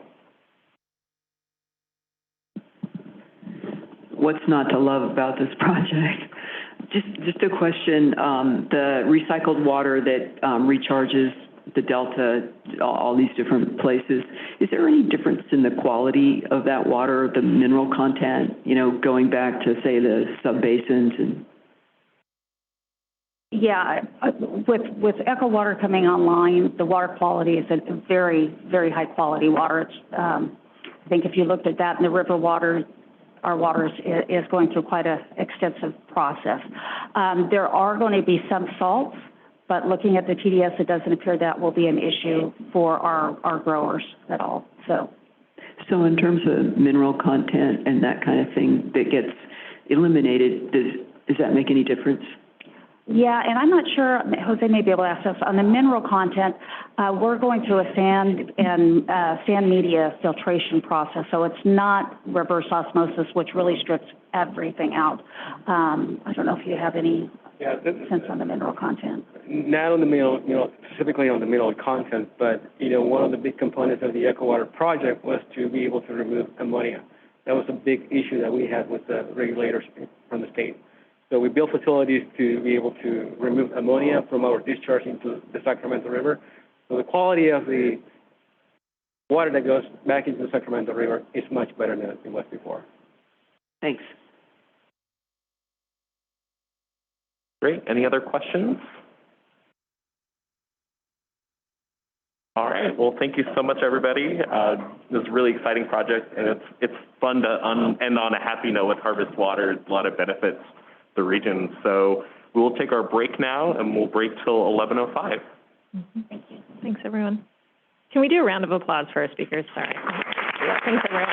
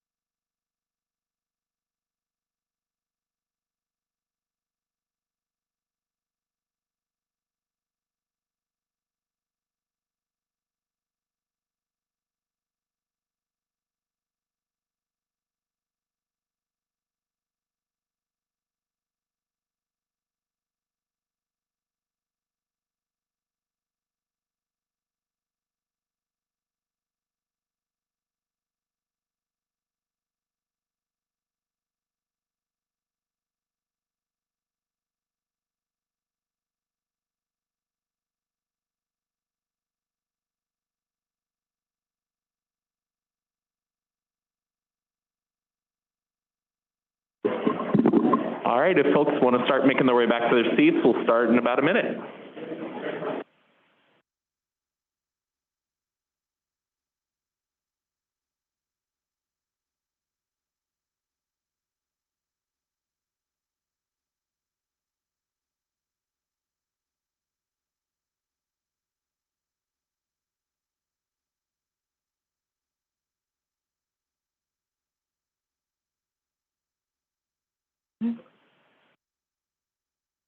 Yes.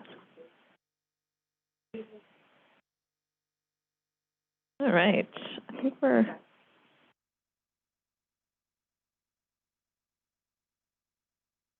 Okay.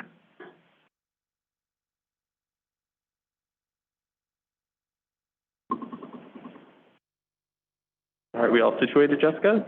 I think we are. I'm just trying to pin that computer, but okay, cool. I'll figure it out.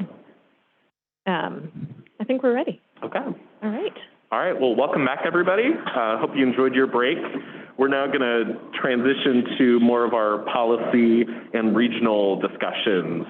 So, like I mentioned at the beginning, we started with more of a narrower and more digestible focus on these are real projects that we can understand the acre feet that they're going to be developed. We understand where development's going to happen.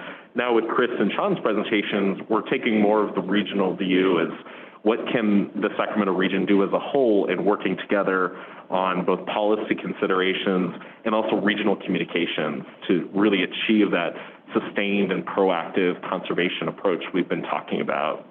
So with that, I'll pass it off to Chris to start his presentation.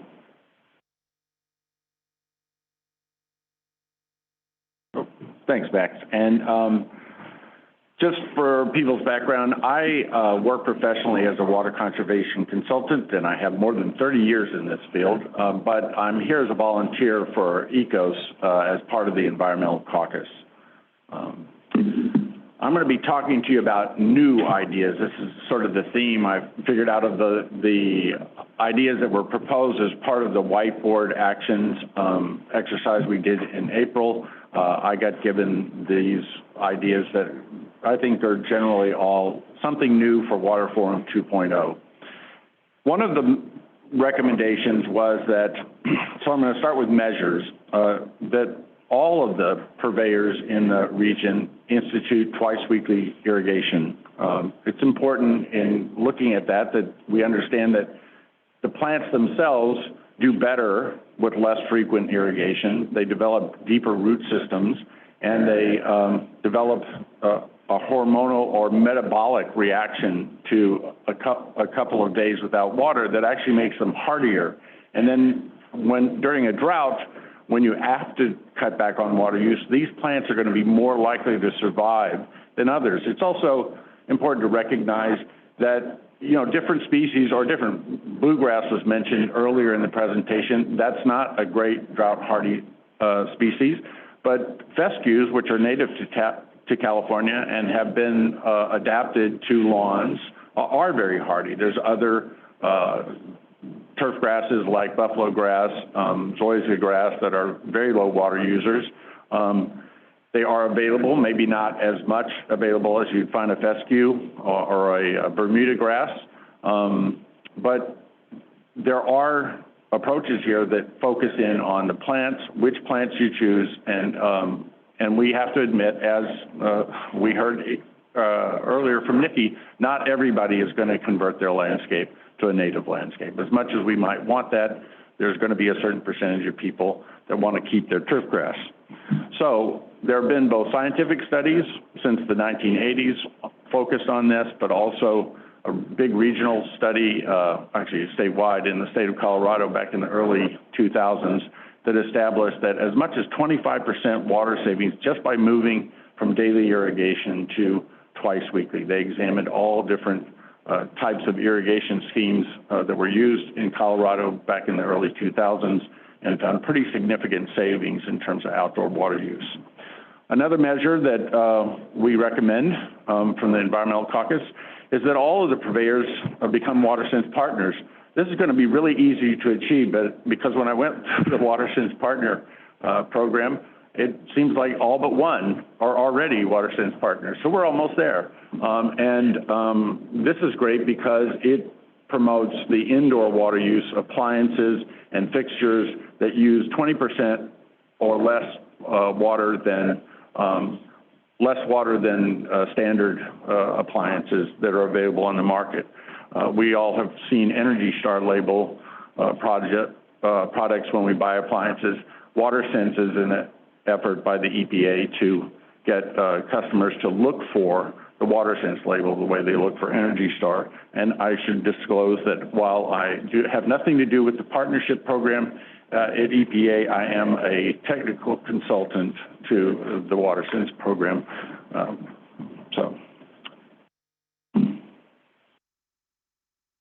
Another thing that's important for the Environmental Caucus is the idea that in terms of regional planning, we should take a watershed approach to the goals that we're following here. So rather than pull water demand out as a separate measure that's abstracted from the dual objectives and simply add it as, oh, this is one of those things we're doing, it really should flow from the goal of the Water Forum, which is to protect the river, one of those two goal objectives. And we, as you all have seen, if you come to earlier presentations here, there's a relationship between temperature in the river, the health of the fish, and the amount of water that's stored in the Folsom Reservoir. And so that, we feel, should be the driver in terms of determining how much demand management, along with conjunctive use and other measures that we've heard about today, but demand management in terms of its role in helping us preserve those water temperatures is really important. And let's be clear, it's not just annual use here. We're talking specifically about summertime demand, that peak demand, which, as we saw in an earlier slide from Nikki's, goes really high in the summertime compared to the wintertime here. So we're really looking at what are the measures that can reduce summertime demand that will help us maintain that cold water pool at Folsom Reservoir. And then finally, new targets.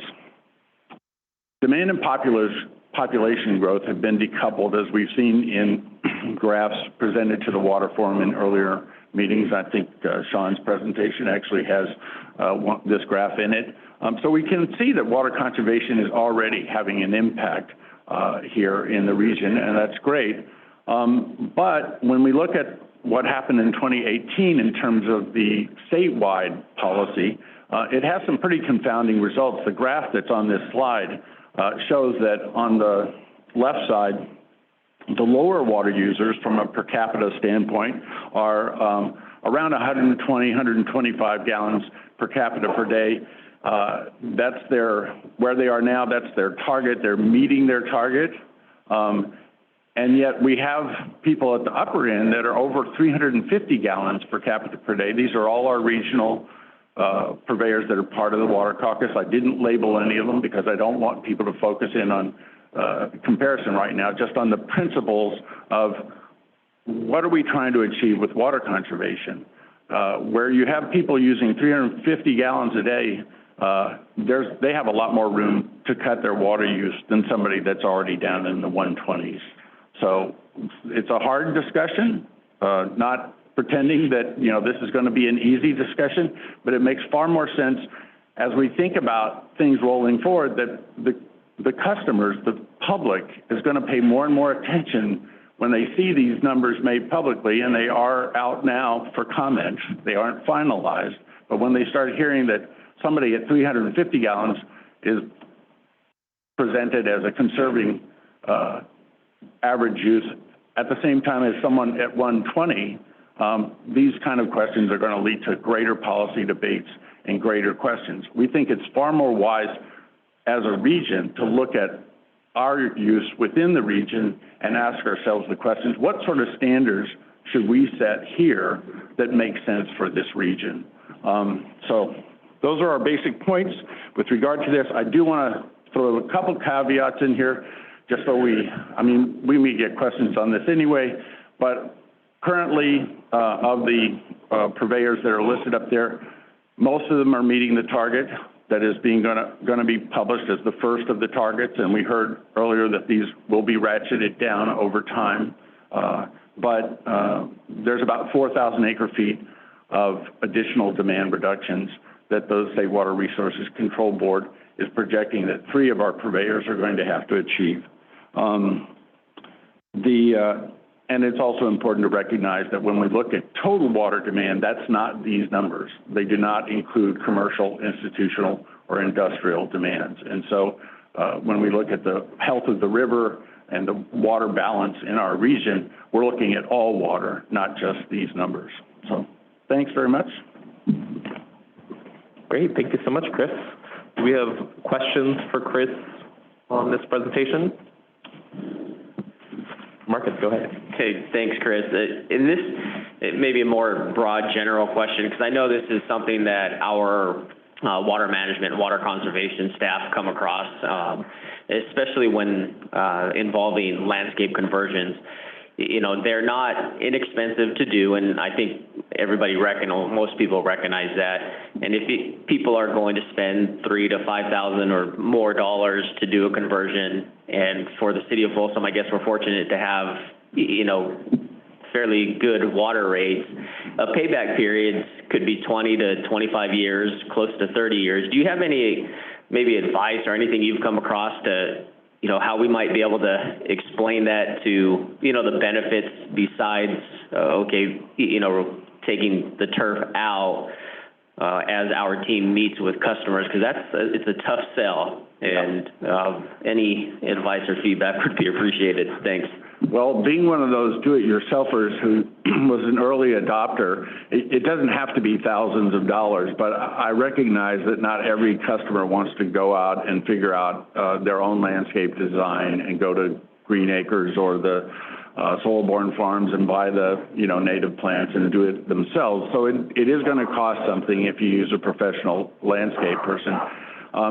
The benefit that we have right now, and it doesn't get us around your cost question, but it is something that we're seeing, and we've seen this in other states, other communities that I've worked in around the country, is that as more people adopt these landscapes, there becomes kind of an organic movement in neighborhoods where you see more and more people jump on the bandwagon. If they see one good design that's attractive and they figure out, oh, those people aren't mowing anymore, they don't have to spend money and time mowing, or instead this is a landscape that sits there and gets trimmed maybe once, twice a year, uses far less water, then it has its own organic way of expanding. I think we have some benefits here. The big public garden in Fair Oaks, where people can go and see various little plots. We have the soil-borne farms and the water agencies. I don't know whether your city has one, but I think that's always a good idea. We saw Roseville's on earlier slides. I know that the city of Sacramento has them. A number of them have them here in the region, but that's always a good example. Show the customers what it looks like at your own facilities. Okay, great. Our next question is from Paul Helger online. Paul, go ahead and unmute yourself and ask a question. Actually, more of a comment. So on this particular slide, the reference to gallons per capita per day, that's a metric that was part of the SBX 77 program, which is now history. The new program is focused on water efficiency standards. And the Water Board came out with their proposal last Friday. It has an indoor standard, an outdoor standard, water loss standard, a CII plan for the dedicated landscapes. So I'm not sure where you're going with this, Chris, but as I've mentioned before in some of the water forum meetings, using GPCD is not really a relevant metric when you compare agencies. And in fact, the Water Board has a document on their website that describes that. So we'll have further conversations about this, I presume, in the Water Supply Sustainability Work Group, but I suggest strongly that people don't continue to latch on to GPCD as some sort of indicator.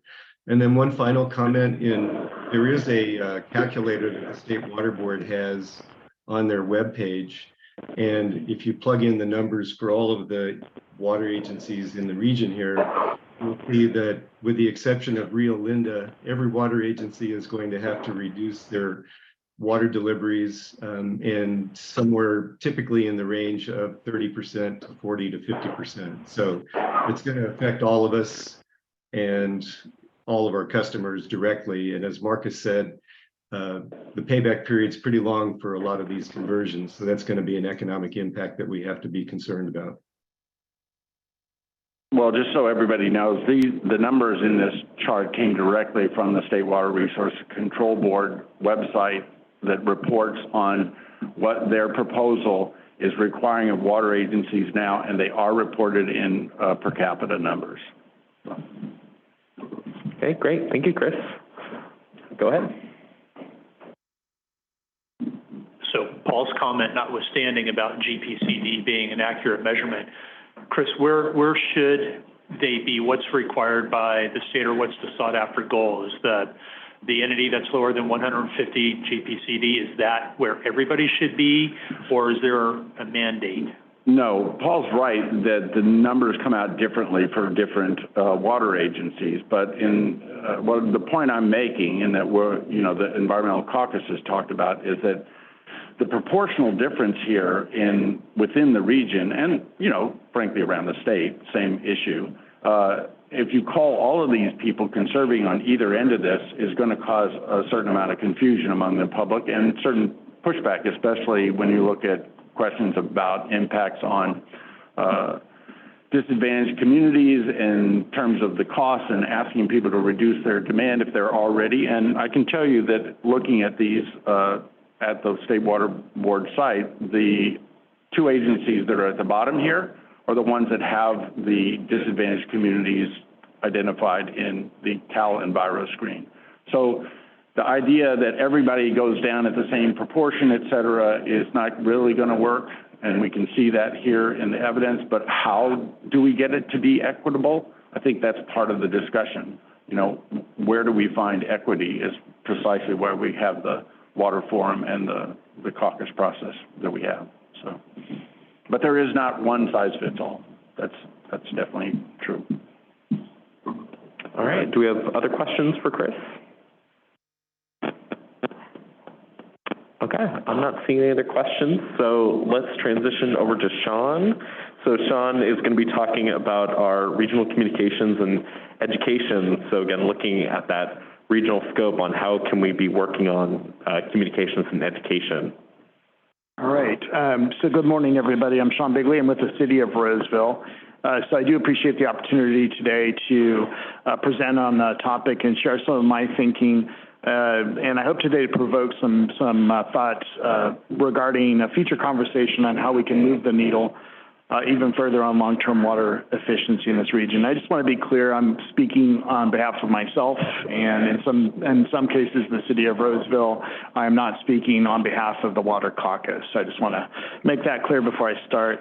Also, I just want to acknowledge Amy Talbot of Regional Water Authority. So Amy and I had a very constructive exchange as I prepared for this presentation, and she was able to provide me with a lot of insight and some of her thinking around this. So I really do appreciate that and want to acknowledge Amy's contribution.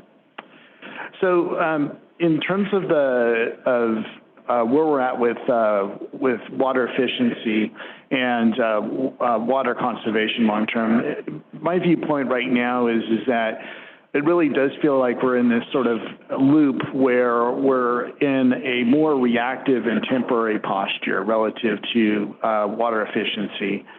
And really, I want to focus in on, and this is something that Nikki actually had indicated in the beginning of the panel discussion, was really the need to start thinking about how can we shift that to a more proactive and sustained program or effort for change.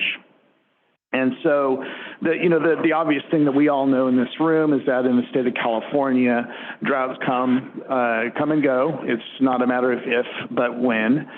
And we all recognize that we're seeing the impacts of climate change now, and that we're going to see those impacts of climate change increase in the future. And so I think it really is just it underscores the need for us to really adapt to those conditions and kind of think about doing things maybe a little bit differently.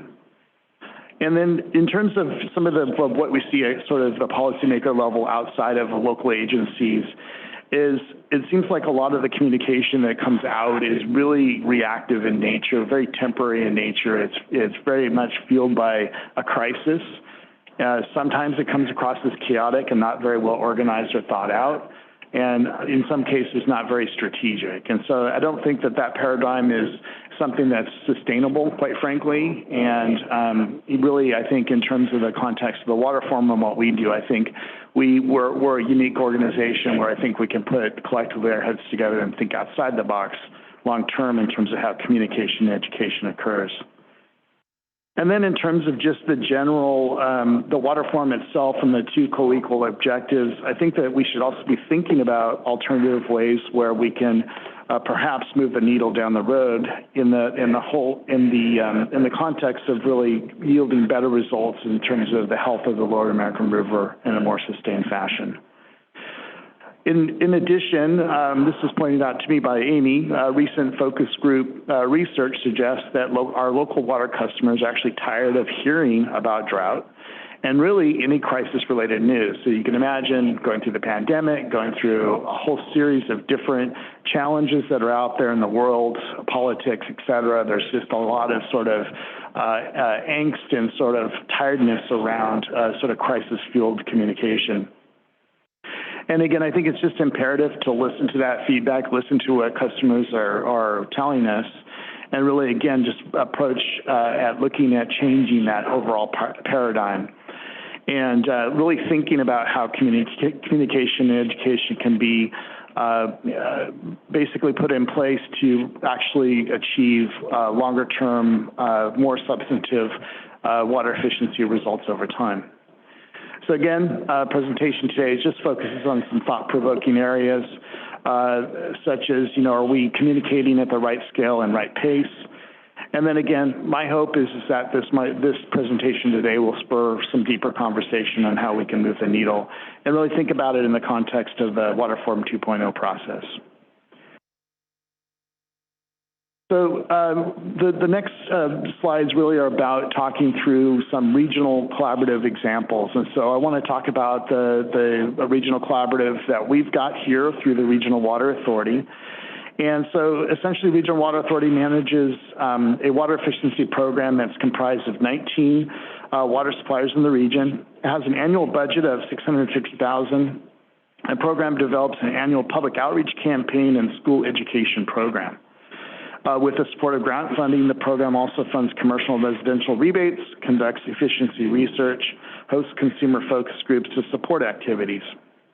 Since 2003, the program has secured nearly $19.9 million from highly competitive grant programs, including more than $6 million in grants in just 4 years. This year's efficiency campaign is called Summer Strong, and it features local water efficiency staff. The gentleman that's lifting up the containers is Maurice Cheney. He actually works for the city of Roseville. And this is really in the vein of advertising to educate residents on the best way to save water outdoors. Ads are distributed on radio, online, billboards, and social media, both in English and Spanish.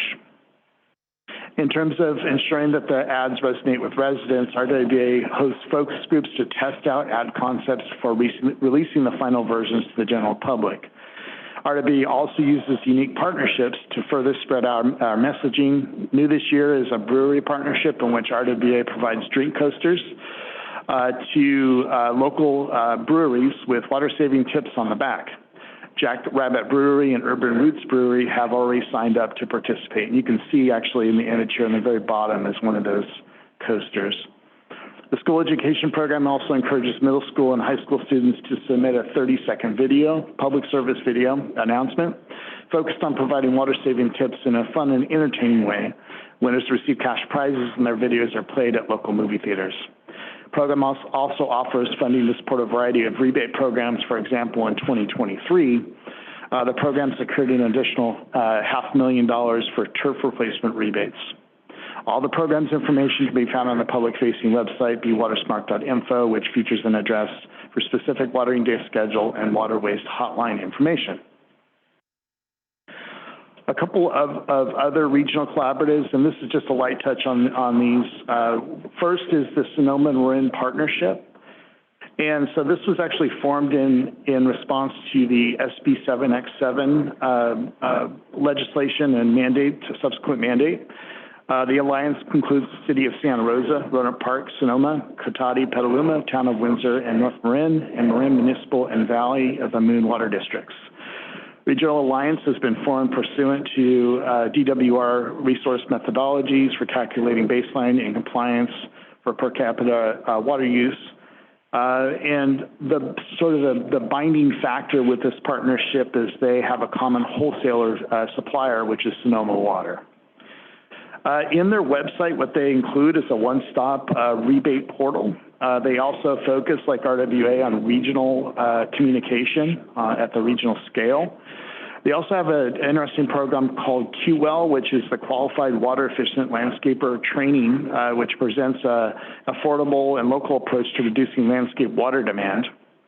It also provides graduates of QWell with knowledge in water efficient and sustainable landscape practices, including water management and preservation of other valuable resources. In addition, because of the partnership and the the vast geographic nature of it, they enjoy the benefits of having some fair amount of influence locally due to the size of the organization and the number of organizations that are under that partnership. And finally, just featuring Metropolitan Water District of Southern California, very well known wholesaler down in Southern California, just focusing on their communication and education aspects. They do have a also have a one-stop rebate portal, which is SoCalWatersmart.com. They have quite a bit of regional communication. If you go on their website, you can see some pretty clever advertising that it's actually pretty funny and also gets your attention without being preachy. It really just kind of gains your consciousness around water efficiency, but in a fun way. And again, obviously, they have the benefits of influence through their size. All right, so here's the thoughts and questions to consider, and I'll throw this out and give you guys a little bit of some additional information. So first, the question I pose, I'm not going to answer the question. I'll just have you think about it. Maybe folks can answer it when we have questions. But does the Water Forum Agreement treat water efficiency in a reactive or proactive way? I think it's a fundamental question we should be asking ourselves. Also, the second question is level of funding versus expected outcome. Are we, as a region, investing and communicating at the right scale and pace? And so in terms of scale, that's pretty obvious in terms of the geographic size of the region. But in terms of pace, what I mean by pace is, are we keeping pace with what's going on in terms of the changing climate? And so we should be asking ourselves, are we doing that? And just give you some perspective on that question. So this is one thing that Amy had actually articulated, which I thought was pretty powerful. So to give some perspective, RWA spends around $120,000 to $200,000 a year on media buys, PSAs, and interviews. That's about 6 cents to 9 cents per person. She gave another example, which is Denver Water, and they have a Use Only What You Need campaign. And in that campaign, they're actually spending about 50 cents to 75 cents per person. And this particular water district or agency or area serves about 1.3 million people, and they had a campaign budget of about $600,000 to $900,000. And then for additional context, the state of California has a Save Our Water campaign budget, which is usually roughly around $1 million to $3 million a year for 39 million people, or about 3 to 8 cents per person. So anyways, just some stats to kind of think about in terms of scale and pace. The next question is, are we as a region missing out on opportunities to partner more or expand the region's reach? The question kind of points to, are we looking at areas where we can add additional value to what regional water authorities are already doing? And are there other members out there that can add that value in things like in-kind amplification, leveraging reach that the other partners may have, and or making a financial contribution to expand the amount of resources being put forth in communication and education regionally? And then finally, a question in terms of individual PSAs in the Water Forum 2.0 process, and I underscore individual PSAs. Should financial contributions towards advancing regional long-term water efficiency be an alternative way a water agency can contribute to the health of the Lower American River? I'll leave that question open and have folks ponder that. So with that, I leave you with that background and those questions for everybody to ponder, and I'm hoping that it could possibly lead to further discussion and collaboration in the future. So with that, thank you. Great, thank you so much, Sean. Do we have questions or comments based on Sean's presentation? Yeah, Jim, go ahead. Do you want to find a mic? There's one to the left of you. Thank you. Great presentations, both of you. I really appreciate Sean's because he talks about the RWA and what we're doing and actually how we can make it even better. I just wanted to say one thing. I don't think we let you know, Sean, that we also do quail training too here. So we're partnering with that other partnership in Marin and Sonoma County. Thanks. Great, thanks, Jim. Other questions? Okay. Just a question, what is quail training? Qualified water efficient, thank you, Chris. Water efficient landscape. Qualified water efficient landscape. I thought I knew all the acronyms, but that's a new one. There you go, you win every day. Good. Sonoma County.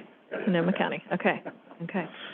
Okay, with that, we'll conclude our panel, and I'll pass it back to Jessica to close us out. Okay, thanks, everyone. Well, thank you for the presentation. Seriously, great job. And let's do the round of applause. I can't imagine a better way to wrap up the third plenary session this summer. You know, all of the plenary sessions and the conversations that we've been having over the past few months came from that plenary that we had in April, where you all generated 118 ideas. You threw them up on the board. There's a lot of information that was generated at that session, and I have to say that having that and then being able to break it down into these really detailed, eloquent conversations about what our possible solution sets is just exactly what we do. So thank you to everyone. I mean, this is what we do at the Water Forum. And I'm looking forward to continuing the conversations at the working group level. They've also been really busy this summer. And we'll have, continued discussions around potential solution sets. So thank you to our external speakers, Terry and Jose. Thanks for joining us. And before we go, I always like to have a little bit of a surprise, but let me, I guess it's a disclosure, but on the theme of a busy summer, we've also had a very busy year. And I'm pleased to announce, hang on, I'm getting my screen. Get my screen put together. I'm happy to announce that we have an annual review of the business strategy that will be coming out this week. It looks at the past, so annual and fiscal year, so June to July. If any of you remember, we put together a business strategy last July that looked at the work that the Water Forum was doing, both on Water Forum 2.0, but also all of our existing programs.